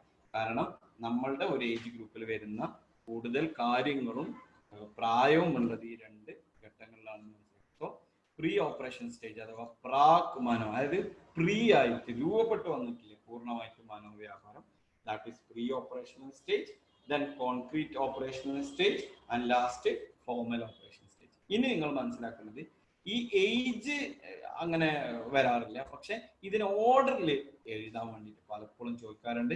അതുകൊണ്ട് ആ ഓർഡർ നിങ്ങൾ ഓർത്ത് വെക്കുക. ആദ്യത്തെ കൊഞ്ചിക്കുന്ന കളിപ്പാട്ടം കൊടുത്ത് കൊഞ്ചിക്കുന്ന 2 വർഷം, ദെൻ പതുക്കെ പ്രാകാൻ തുടങ്ങുന്ന 2 to 7, 7ൽ നിന്ന് 11 വയസ്സാകുമ്പോഴത്തേന് ഈ പ്രാകലൊക്കെ അതിന്റെ മൂർത്ത അവസ്ഥയിലെത്തുന്ന മൂർത്ത ബിംബന ഘട്ടം. ഇത് 3ഉം കിട്ടിക്കഴിഞ്ഞാൽ 4ാമത്തെ സ്വാഭാവികമായിട്ടും കിട്ടും. 11 വയസ്സ് കഴിയുമ്പോൾ കുട്ടികൾ എന്താവും, കുറേ കൂടി ഫോമലാവും. ഈ പറഞ്ഞ കോൺസെപ്റ്റും ഇതിൽ തമ്മിൽ ബന്ധമില്ല, just for your memorisation. Okay, ഇനി നമുക്ക് ഇതിലേക്ക് വരാം. ഈ ഓരോ സ്റ്റേജിലും നമ്മൾ പരീക്ഷയ്ക്ക് നിർബന്ധമായും പഠിച്ചിരിക്കേണ്ട കുറച്ച് കാര്യങ്ങളുണ്ട്. ഇവിടെ സംശയങ്ങൾ സ്വാഭാവികമാണ്. ഉണ്ടെങ്കിൽ ടെക്സ്റ്റ് ചെയ്യാം. പ്രബുൽ സാർ അത് കാണുന്നുണ്ടെങ്കിൽ, സംശയങ്ങൾ കാണുന്നുണ്ടെങ്കിൽ പറയും. ഓക്കെ, സംശയം വരാൻ സാധിക്കും. ഓക്കെ, ഈ ഇന്ദ്രിയ ചാലക ഘട്ടത്തിൽ നമുക്കറിയാം, നമ്മൾ സാധാരണ 2 വയസ്സ് വരെയുള്ള കുട്ടീൻ്റെ അടുത്ത് നിന്ന് എന്തെങ്കിലും ഒരു ടോയ് വാങ്ങിയിട്ട് നമ്മൾ പറയും കാക്ക കൊണ്ടുപോയി, പൂച്ച കൊണ്ടുപോയി എന്നൊക്കെ പറയും. അപ്പൊ കുട്ടി ഒരിക്കലും ചോദിക്കൂല എവിടെ കാക്ക, അതിന് മാത്രം ഇവിടെ പൂച്ച, അതിന് മാത്രം ഇവിടെ കാക്ക എന്നൊന്നും ചോദിക്കൂല. കുട്ടിക്കറിയാം ഈ object that is existing somewhere in the universe. ഈ പ്രകൃതിയിൽ എവിടെയോ ആ വസ്തു ഉണ്ട് എന്നുള്ള ആ കുട്ടിയുടെ ചിന്തക്ക് പറയുന്ന പേരാണ് ഒബ്ജക്റ്റ് പെർമനൻസ്. ഇത് 2 വയസ്സാവുമ്പത്തിന് തന്നെ കുട്ടികളിൽ ഉണ്ടാവും. ദാറ്റ് ഈസ് വസ്തു സ്ഥിരത. ഈ പറഞ്ഞത് മനസ്സിലായിട്ടുണ്ടാവും എന്ന് വിചാരിക്കും. നിങ്ങൾ ടെക്സ്റ്റിംഗ് വന്നോ? സംശയങ്ങൾ വന്നോ? Next, pre operational stage. നമ്മൾ നേരത്തെ പറഞ്ഞു പ്രാക് മനോവ്യാപാര ഘട്ടം. ഈ ഘട്ടത്തിലാണ് ഏറ്റവും കൂടുതൽ കാര്യങ്ങളുള്ളത്. പ്രിയപ്പെട്ട അമ്മമാരായിട്ടുള്ള പരീക്ഷ എഴുതുന്ന ആൾക്കാരാണ് ഏറ്റവും കൂടുതലുള്ളത്. നിങ്ങളടുത്ത് പറയാനുള്ള ഒരു കാര്യം, നമുക്ക് പലപ്പോഴും നമ്മൾ പഠിക്കാനിരിക്കുന്ന സമയത്ത് നമ്മളെ കുട്ടികൾ ഉണ്ടാക്കുന്ന അസ്വസ്ഥതകൾ, നമുക്ക് പലപ്പോഴും സങ്കടം ഉണ്ടാവും, പ്രയാസം ഉണ്ടാവും, ആരും നമ്മളെ സഹായിക്കാനില്ല. പ്ലീസ് അണ്ടർസ്റ്റാൻഡ് ബിഹേവിയറിസം പറഞ്ഞ് നിങ്ങൾ എന്ത് ചെയ്താൽ മതി, കുട്ടികളെ ഒബ്സർവ് ചെയ്ത് കഴിഞ്ഞാൽ തന്നെ നിങ്ങൾക്ക് എല്ലാം പഠിക്കാൻ വേണ്ടി. അപ്പോൾ നിങ്ങൾ ജസ്റ്റ് ഒന്ന് ഇന്ന് മുതൽ ഒബ്സർവ് ചെയ്താൽ നിങ്ങൾക്ക് കാണാൻ വേണ്ടി പറ്റും. നിങ്ങളെ കുട്ടികൾ ജീവനില്ലാത്ത വസ്തുക്കൾക്ക് അവരെന്ത് ചെയ്യും, ഭക്ഷണം കൊടുക്കും. പാവക്ക് അവർ ഭക്ഷണം കൊടുക്കും, അവരുടെ ടോയ്ക്ക് അവർ ഭക്ഷണം കൊടുക്കും. ഈ ഒരു ബിഹേവിയറിനെ പറയുന്ന പേരാണ് അനിമിസം എന്ന് പറയുന്നത്. അതായത് ജീവനില്ലാത്ത വസ്തുക്കൾക്ക് ജീവനുണ്ട് എന്ന് കുട്ടി വിചാരിക്കുന്ന ആ ചിന്തക്ക് പറയുന്ന പേരാണ് അനിമിസം. ഇത് ആദ്യത്തെ 2 വർഷം ഉണ്ടാവില്ല.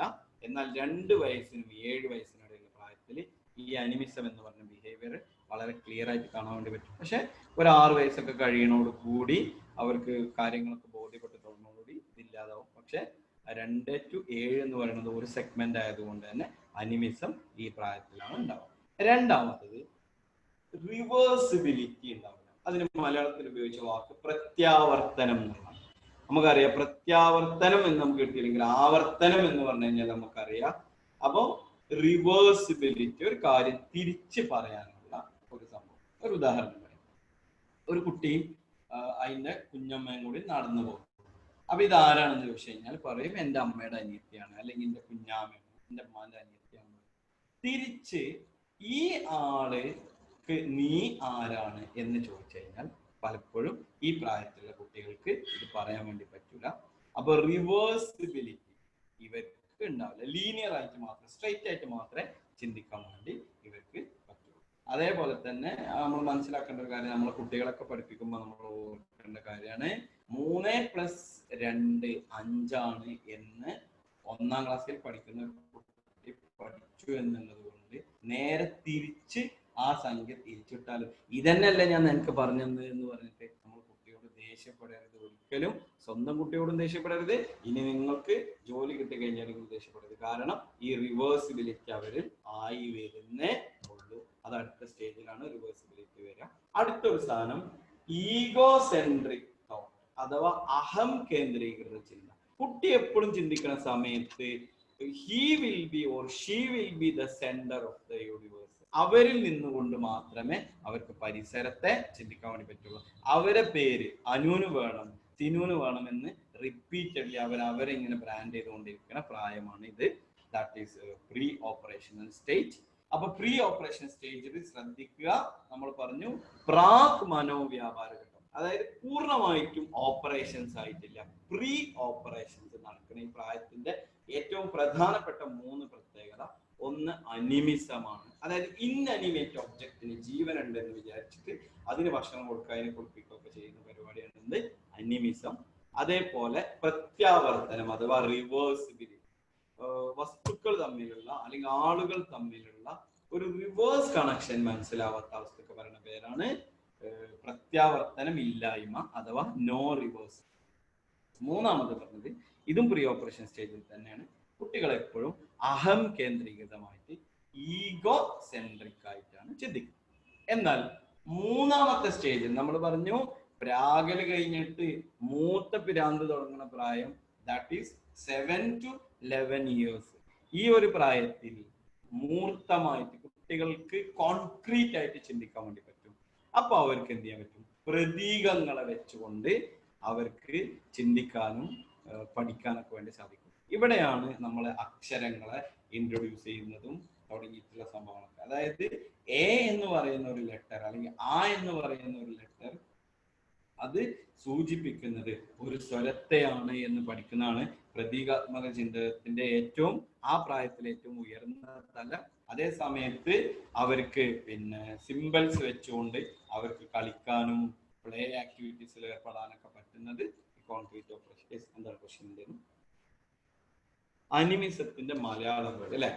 അൺഫോർച്ചുനേറ്റ്ലി ഞാനിപ്പോ പെട്ടെന്ന് ഓർക്കുന്നില്ല, ഞാൻ ഓർത്തിട്ട് പറയാം. ചില വേർഡുകൾ ഇപ്പൊ നമ്മള് അക്കമഡേഷൻ എന്ന് പറഞ്ഞതിന് മലയാളം വേർഡ് ഇല്ല എന്നാണ് ഞാൻ മനസ്സിലാക്കുന്നത്. അപ്പൊ അനിമിസത്തിന് എന്തെങ്കിലും വേർഡ് ഉണ്ടെങ്കിൽ ഞാൻ പറയാം. Okay, thank you for that question. അടുത്ത ക്ലാസ് തുടങ്ങുമ്പോൾ അത് പറയുന്നുണ്ടാവും, ഇല്ലെങ്കിൽ ഞാൻ ഇന്ന് കിട്ടിക്കഴിഞ്ഞാൽ ജവഹർ സാറിനെ അയക്കാം, അദ്ദേഹം ഗ്രൂപ്പിലാണ്. അടുത്തത് ഫോമൽ ഓപ്പറേഷൻ, ഏറ്റവും അവസാനം ഔപചാരികമായിട്ടുള്ള മനോവ്യാപാരം. ഓക്കെ, അവിടെ ഏറ്റവും പ്രധാനപ്പെട്ട കുട്ടി നേടേണ്ട ഒരു കഴിവാണ് കൺസർവേഷൻ.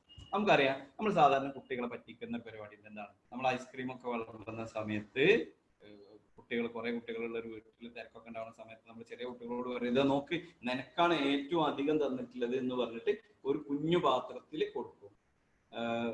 അതേ സമയത്ത് 11 വയസ്സായ ഒരു കുട്ടിയോട് നിങ്ങൾ നോക്ക് നിനക്കാണ് ഏറ്റവും കൂടുതൽ തന്നിട്ടുള്ളത് എന്ന് പറഞ്ഞാൽ അവൻ അപ്പൊ പറയും, നോക്ക് ഇത് ഈ പരിപാടി നടക്കൂല, ഈ പാത്രം ചെറുതാണ്, ഈ പാത്രം വലുതാണ്. അപ്പൊ കൺസർവേഷൻ എന്ന് പറഞ്ഞ കൺസെപ്റ്റ് വളരെ സിമ്പിൾ ആണ്. അതായത് ഒരു വസ്തുവിനെ അതിരിക്കുന്ന ഒരു പ്ലെയിനിൽ നിന്ന് അല്ലെങ്കിൽ പ്ലേസിൽ നിന്ന് മാറ്റി കഴിഞ്ഞാലും ആ വസ്തുവിന് മാറ്റമൊന്നും സംഭവിക്കുന്നില്ല എന്നുള്ള തോട്ടിനാണ് എന്ത് പറയാ? കൺസർവേഷൻ എന്ന്. Yes thank you. ആരാണ് പറഞ്ഞ ആള്? ഐശ്വര്യ അല്ലെ? Okay, thank you Aishwarya. സചേതന ചിന്ത, yes thank U.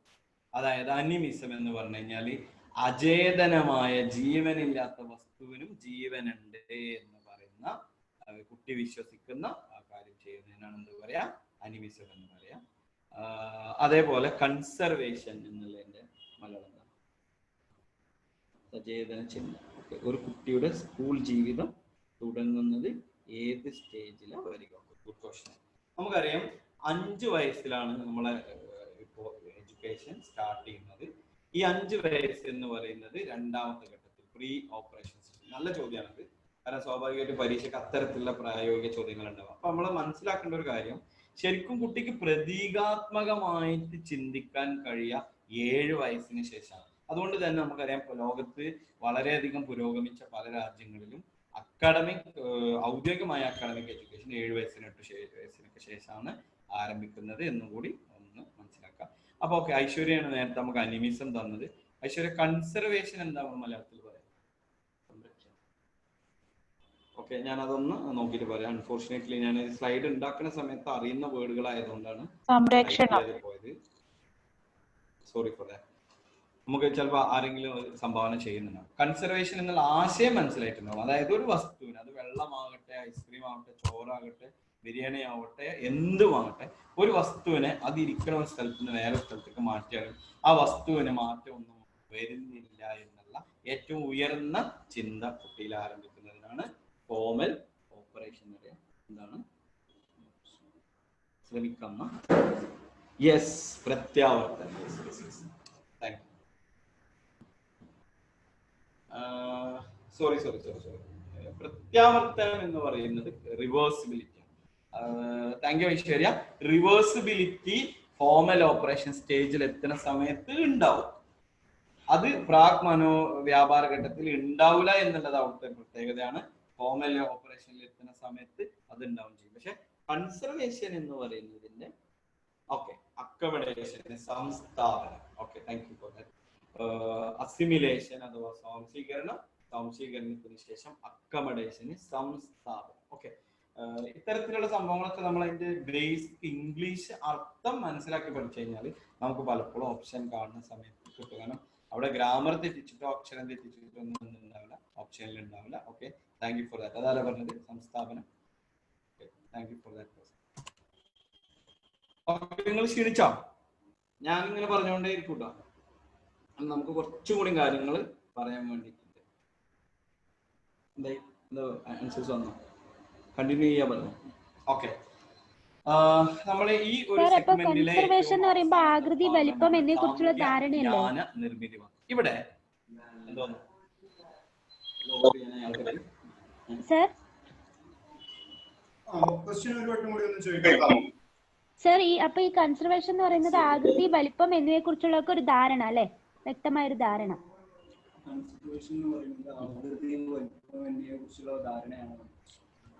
Okay, conservation എന്ന് പറയുന്നതിൽ ആകൃതിയും വലിപ്പവും എല്ലാം വരും. പക്ഷെ ടെക്നിക്കലി കൺസർവേഷൻ എന്ന് പറഞ്ഞു കഴിഞ്ഞാൽ ഒരു വസ്തു ഇവിടെ ഇരിക്കണ ഈ വസ്തു ഇപ്പുറത്ത് പോയാലും അത് തന്നെയാണ് എന്ന് മനസ്സിലാക്കുന്നതാണ് കൺസർവേഷൻ. ക്ലിയർ? അപ്പൊ അവിടെയാണ് നമ്മൾ എന്ത് ചെയ്യുക, 7ാം ക്ലാസ്സിൽ നമുക്കറിയാം എക്സും വൈന്റെ ഒക്കെ കണക്കൊക്കെ നമ്മൾ ഇവിടെ കൊണ്ടുവരുന്നത് 7ാം ക്ലാസ്സിലെ പഠിക്കുന്നത്. പക്ഷെ എക്സും വൈയും കുട്ടി എവിടെ പഠിക്കുന്നുണ്ട്? 2ൽ തന്നെ പഠിക്കുന്നുണ്ട്. പക്ഷെ ഈ സാധനത്തിന് സംഖ്യയുടെ ഇത് അസ്യൂം ചെയ്യാൻ വേണ്ടി അതിനുള്ള പവർ ഉണ്ട് എന്നൊക്കെ മനസ്സിലാക്കണമെങ്കിൽ കുട്ടി എന്ത് ചെയ്യണം? ഫോർമൽ ഓപ്പറേഷൻ സ്റ്റേജിൽ എത്തണം. എന്തെങ്കിലും ക്വസ്റ്റ്യൻ ഉണ്ടെങ്കിൽ പെട്ടെന്ന് ചോദിക്കണം.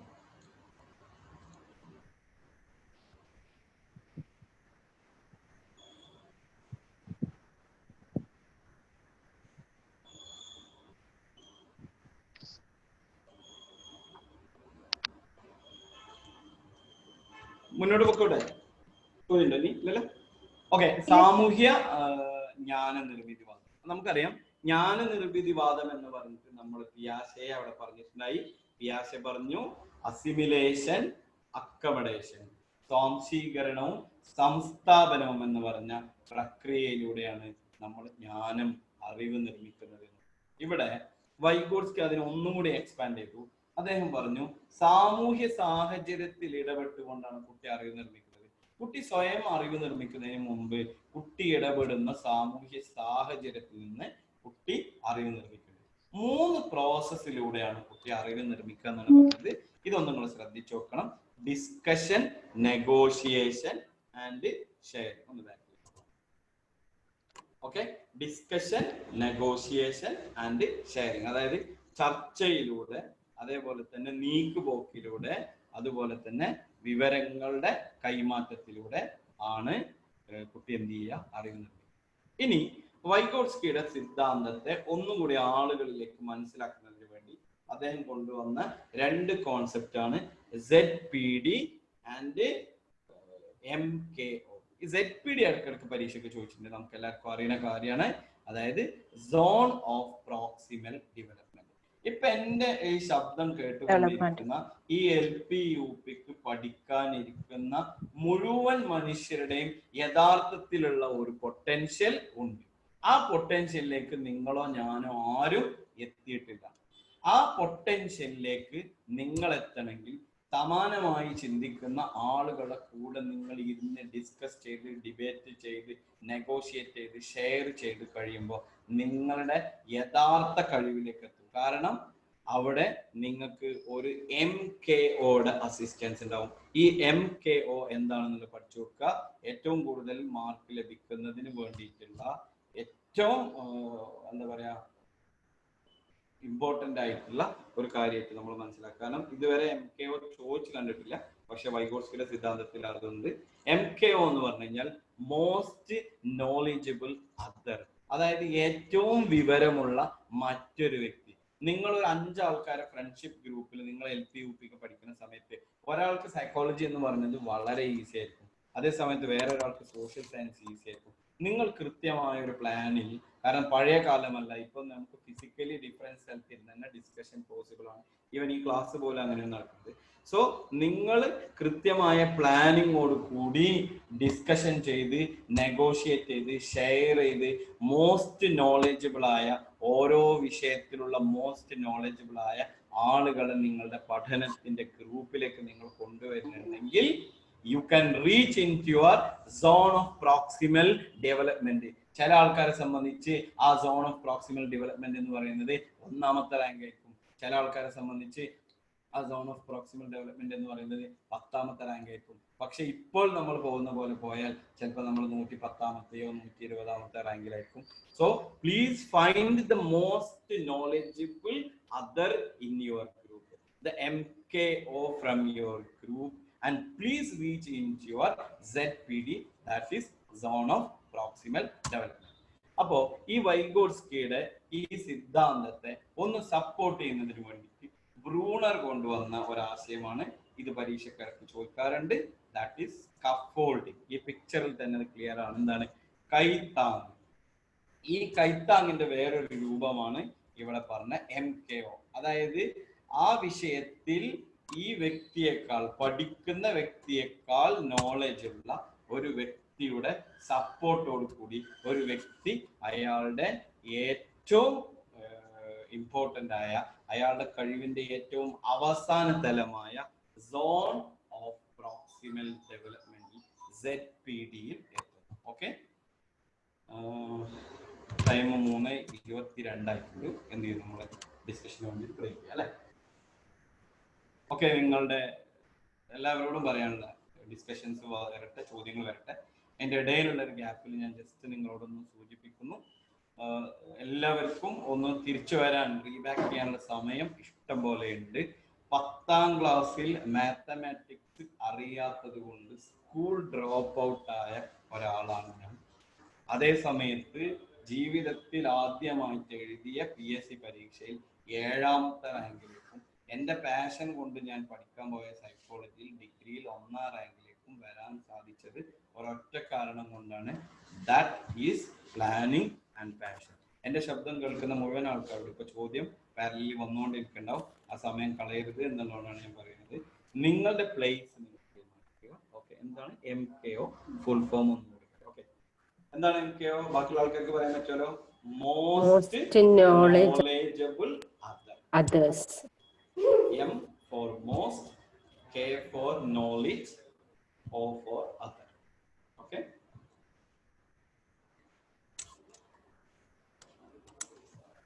Okay. Yes. പവർ ചോദ്യങ്ങൾ ചോദിക്കുന്നുണ്ട്. Okay, 1 second. എനിക്ക് പോഡിബിൾ അല്ല നിങ്ങൾ ക്വസ്റ്റ്യൻ. ഇവിടെ ഇതിൽ കേട്ടൂടെ, പുറത്ത് ഔട്ട് ഇട്ടൂടെ? അത് ചെയ്തു ദൂരെ കേട്ടു. ഹലോ, ഒന്ന് പോവല്ലേ പ്രഭുലെ? ഓക്കെ, ഇനി ഡൗട്ടുകൾ ഉണ്ടെങ്കിൽ സാറിനോട് ചോദിക്കാട്ടോ.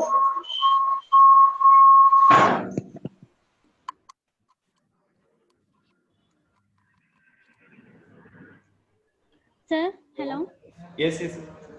സർ, സ്കഫോൾഡിംഗ് വൈഗോട്സ്കി അല്ലേ സർ? വൈഗോട്സ്കിയുടെ സിദ്ധാന്തത്തെ സപ്പോർട്ട് ചെയ്യാൻ വേണ്ടിയിട്ട് ബ്രൂണർ കൊണ്ടുവന്ന ആശയമാണ് സ്കഫോൾഡിംഗ്. അപ്പൊ നമ്മള് ക്വസ്റ്റ്യനിൽ വരുന്ന സമയത്ത് ബ്രൂണർ എന്നാണോ മാർക്ക് ചെയ്യേണ്ടത്? വൈഗോട്സ്കി തന്നെ കൊടുക്കാൻ പറ്റുമോ?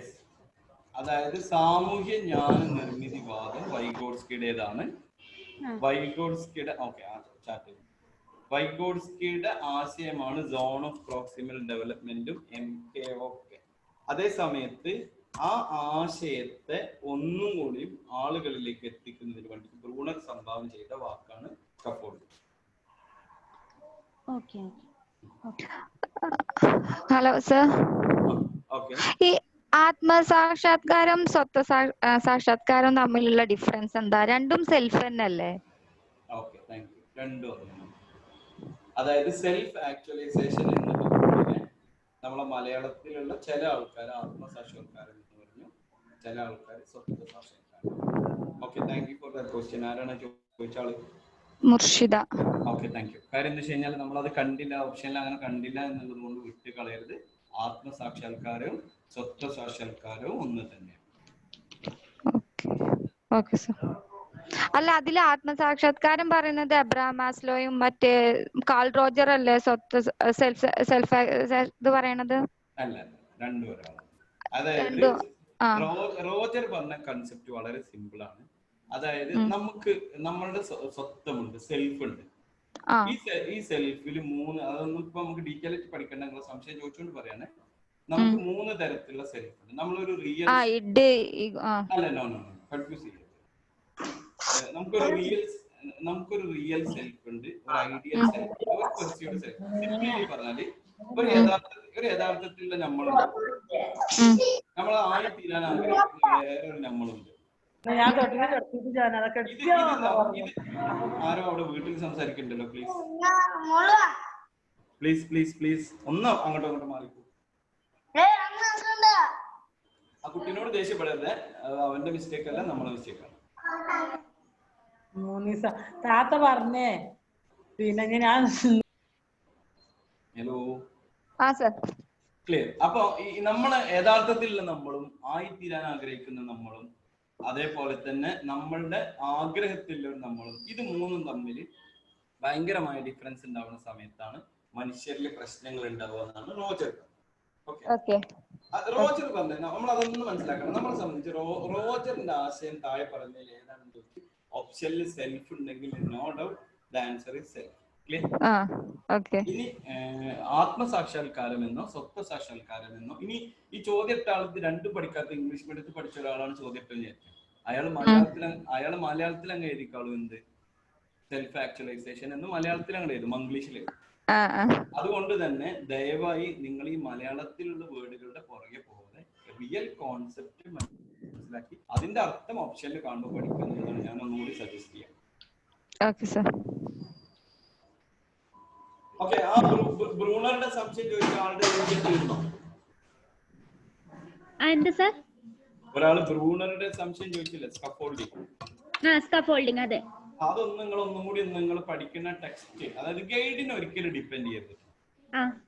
അല്ല സർ, നമ്മള് ഗൈഡ് അല്ലായിരുന്നു, 2-3 ക്വസ്റ്റ്യൻസ് ഇങ്ങനെ അനലൈസ് ചെയ്യുമ്പോൾ അതിൽ വന്ന ക്വസ്റ്റ്യൻസിലുള്ള ആൻസറും സ്കഫോൾഡിംഗ് പറഞ്ഞ് സൈക്കോളജി പഠിച്ച സമയത്തും അത് തന്നെയാണ് ഓർമ്മയുള്ളത്, വൈഗോട്സ്കിന്ന്. അതുകൊണ്ടാണ് ചോദിച്ചത് സാറിനോട്. ഞാനതൊന്ന് ക്ലിയർ ചെയ്തിട്ടാണ് ഇന്നിപ്പോ ഈ അവസാനം ഈ പടം ആഡ് ചെയ്തില്ല. ശരി, ഓക്കെ സർ. നിങ്ങളെ മുമ്പിൽ ഇപ്പൊ സ്ക്രീനിൽ കാണുന്ന പടം ചെയ്യുന്ന സമയത്ത് ഞാൻ ഒന്നും കൂടി സംശയം തീർത്തിട്ടാണ് ചെയ്തത്. Okay sir, okay, thank U. Any more questions?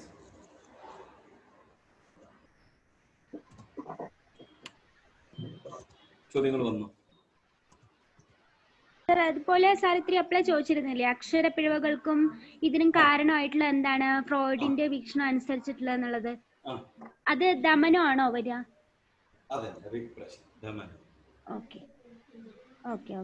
Thank you. ആരാണ് പറഞ്ഞ ആള്? രമ്യ. ഓക്കെ, സർ, ഈ ZPD ഭാഗത്തെ നമുക്ക് സാധാരണ ഒരു പൊട്ടൻഷ്യൽ ലെവൽ ഉണ്ടാവും. ഹലോ, ഈ ചോദ്യം ചോദിക്കുന്ന ആളൊന്നും ലേശം പതുക്കെ താത്തി ചോദിക്കട്ടെ. ZPD പറയുന്ന സമയത്ത് നമ്മുടെ സാധാരണ ഒരു നോർമൽ പൊട്ടൻഷ്യൽ നമുക്ക് എല്ലാവർക്കും ഉണ്ടാവും. പിന്നെ ഇങ്ങനെ ഒരു സ്കഫോൾഡിങ് കിട്ടുമ്പോഴാണ് ZPD-യിലോട്ട് എത്തുക എന്നുള്ളത് എവിടെ കേട്ടൊരു ഓർമ്മയുണ്ട്. ZPD-യിലേക്ക് എത്താൻ വേണ്ടിയിട്ട് വൈഗോട്സ്കി പറഞ്ഞ വാക്കാണ് MKO, most knowledgeable other. Okay, പക്ഷെ അൺഫോർച്ചുനേറ്റ്ലി നമ്മളുടെ ക്വസ്റ്റ്യൻ പേപ്പറുകളിൽ ഒന്നും ഈ MKO ഇതുവരെ ചോദിച്ചിട്ടില്ല. അതുകൊണ്ട് നമുക്കത് കേൾക്കാത്ത കൺസെപ്റ്റാണ്. ആ കൺസെപ്റ്റിനെ തന്നെയാണ് ബ്രൂണർ വേറെ പേരിൽ പ്രസന്റ് ചെയ്തു, ദാറ്റ് ഈസ് സ്കഫോൾഡിംഗ്, കൈ താങ്ങുക എന്നാണ് മലയാളം. ക്ലിയർ അല്ലേ? ഇനി ഒരു നേരത്തെ നിങ്ങൾക്ക് തന്ന ഒരു സ്റ്റഡി മെറ്റീരിയലിന്റെ ക്ലാരിറ്റി ഞാൻ തുടക്കത്തിൽ പറഞ്ഞതേപോലെ തന്നെ ഓപ്ഷനിൽ ബ്രൂണർ ഇല്ലാതിരിക്കുകയും, ബ്രൂണർ ഓപ്ഷനിൽ ഇല്ല, ഇവയൊന്നും അല്ല എന്ന് പറഞ്ഞ ഓപ്ഷനും ഇല്ല, എന്നിട്ട് വൈഗോട്സ്കി വന്നാല് അത് പിന്നെ നിങ്ങളെ ധൈര്യത്തിന് വിടുക, നിങ്ങൾക്ക് വൈഗോട്സ്കി കർത്തിക്കാം. അതല്ല ഇനി ആ ക്വസ്റ്റ്യൻ എന്താ പറയാ ക്യാൻസൽ ചെയ്യാനും സാധ്യതയുണ്ട്. അങ്ങനെ വരുന്ന സമയത്ത് ആ നഷ്ടപ്പെടാതിരിക്കാൻ വേണ്ടി നിങ്ങൾക്ക് നിങ്ങളെ മാർക്ക് മാറ്റും. Okay, sir, one more question. ഇപ്പൊ ഒരു ഗ്രൂപ്പ് ഡിസ്കഷൻ എന്നുള്ള വന്നാണ് സാമൂഹ്യ നിർമ്മിതിവാദമാണോ ജ്ഞാന നിർമ്മിതിവാദമാണോ കൊടുക്കേണ്ടത്? ക്ലിയർ ആയില്ല. അതായത് ഗ്രൂപ്പ് ഡിസ്കഷനിൽ വന്നതാണ്. ഗ്രൂപ്പ് ഡിസ്കഷൻ ഏത് വാദവും ബന്ധപ്പെട്ടുള്ളതാണ് ചോദിച്ചാല്. Good question. Okay, no doubt that is social constructivism അഥവാ വൈഗോട്സ്കിയുടെ ജ്ഞാന നിർമ്മിതി. കാരണം ആ ചോദ്യം ചോദിച്ച ആളാരായിരുന്നു? ബിൻസിയ. Good question. അതായത് പിയാഷയും വൈഗോട്സ്കിയും തമ്മിലുള്ള ചെറിയ വ്യത്യാസമുണ്ട്. പിയാഷെ പറഞ്ഞതെന്ന് വെച്ച് കഴിഞ്ഞാൽ കുട്ടിക്ക് തന്നെ അറിവ് നിർമ്മിക്കാൻ വേണ്ടി പറ്റും.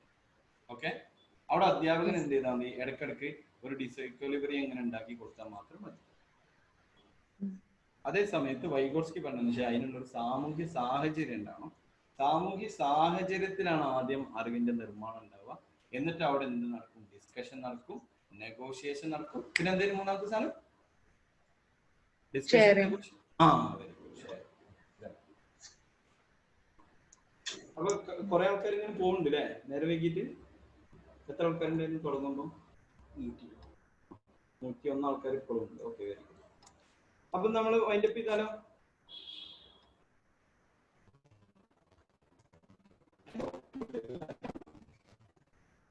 അപ്പൊ എല്ലാവരോടും പറഞ്ഞോളൂ. സ്റ്റഡി മെറ്റീരിയൽ ഉണ്ടായിരുന്ന ഒരു സംശയമാണ്, ഞാൻ ഓൾറെഡി ചോദിച്ചിട്ടുണ്ടായിരുന്നു. ഈ വ്യക്തിത്വ മനഃശാസ്ത്രം ഇല്ലേ, പേഴ്സണാലിറ്റി സൈക്കോളജി, അത് വന്നിട്ട് വില്യം സ്റ്റേൺ എന്നാണ് കൊടുത്തിട്ടുണ്ടായിരുന്നത്. പക്ഷെ നമ്മള് ഇത് നോക്കിയപ്പോ ആൽപോർട്ട് അല്ലേ വരിക, GW ആൽപോർട്ട് എന്നുള്ളത്. വ്യക്തിത്വ മനഃശാസ്ത്രം അല്ല. ആ സെഗ്മെന്റ് നമ്മൾ എടുക്കും. ഞാൻ അതൊന്ന് ക്ലിയർ ചെയ്ത്. അതായത് വ്യക്തിത്വത്തെ കുറിച്ച് ഏറ്റവും നമുക്കറിയുന്ന, അതായത് പേഴ്സണാലിറ്റി എന്ന് പറയുമ്പോൾ തന്നെ നമ്മുടെ മനസ്സിലേക്ക് വരുന്ന ആളാണ് ആര്? Gordon Allport. എന്നാൽ ഈ ചോദ്യത്തിന്റെ ആൻസർ വില്യം സ്റ്റേൺ. വ്യക്തിത്വ മനഃശാസ്ത്രം. Okay sir. ഓക്കെ. അപ്പോ എല്ലാവരോടും പറയാനുള്ളത്, ഞാൻ അവസാനിപ്പിച്ചുകൊണ്ട് പറയാണ്, 2 കാര്യങ്ങൾ. ഒന്ന്, നിങ്ങൾ ഈ ക്ലാസ്സിനെ കുറിച്ചുള്ള സത്യസന്ധമായ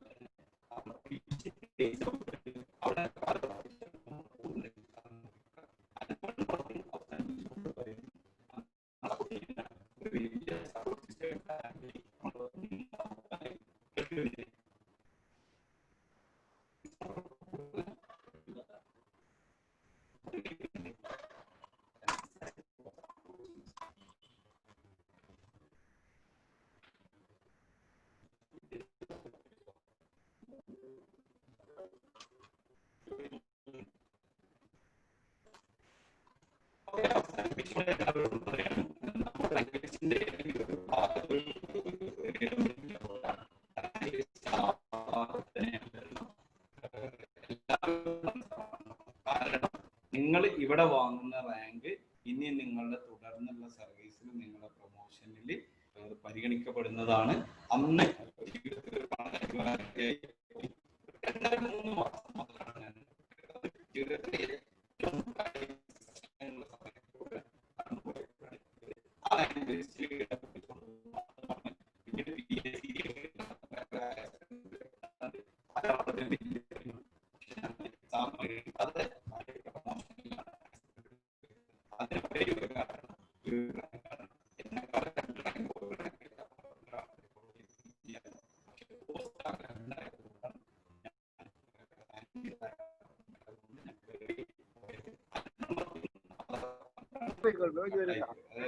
നമുക്ക് സപ്പോർട്ട് ചെയ്യുന്ന ഒരു വലിയ സപ്പോർട്ട് സിസ്റ്റം, നമ്മളെ മക്കളെ നോക്കാൻ കുറെ സെർവൻസും ഒരു ഇന്നോവയും ഒക്കെ കൊണ്ടുപോയി നമ്മൾ ആഘോഷമായി പരീക്ഷ എഴുതുന്ന ആളെക്കാൾ കൂടുതൽ ഈ പരീക്ഷയിൽ ശോഭിക്കാൻ വേണ്ടി കഴിയാം.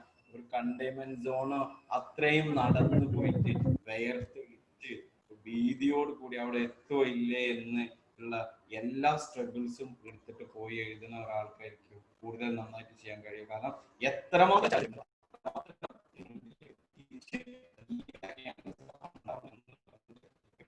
ആക്റ്റീവായിട്ട് എനിക്ക് ഒരുപാട് മലയാള വേർഡ്സുകൾ സംഭാവന ചെയ്ത, വളരെ കൃത്യമായ സജഷൻസ് തന്ന എല്ലാവരോടും നന്ദി പറഞ്ഞുകൊണ്ട് നിർത്തുന്നു. കൃത്യമായ ഒരു ഫീഡ്ബാക്ക് നിങ്ങൾ എമിനൻസ് ഗ്രൂപ്പിന് കൊടുക്കണം. Okay, thank U.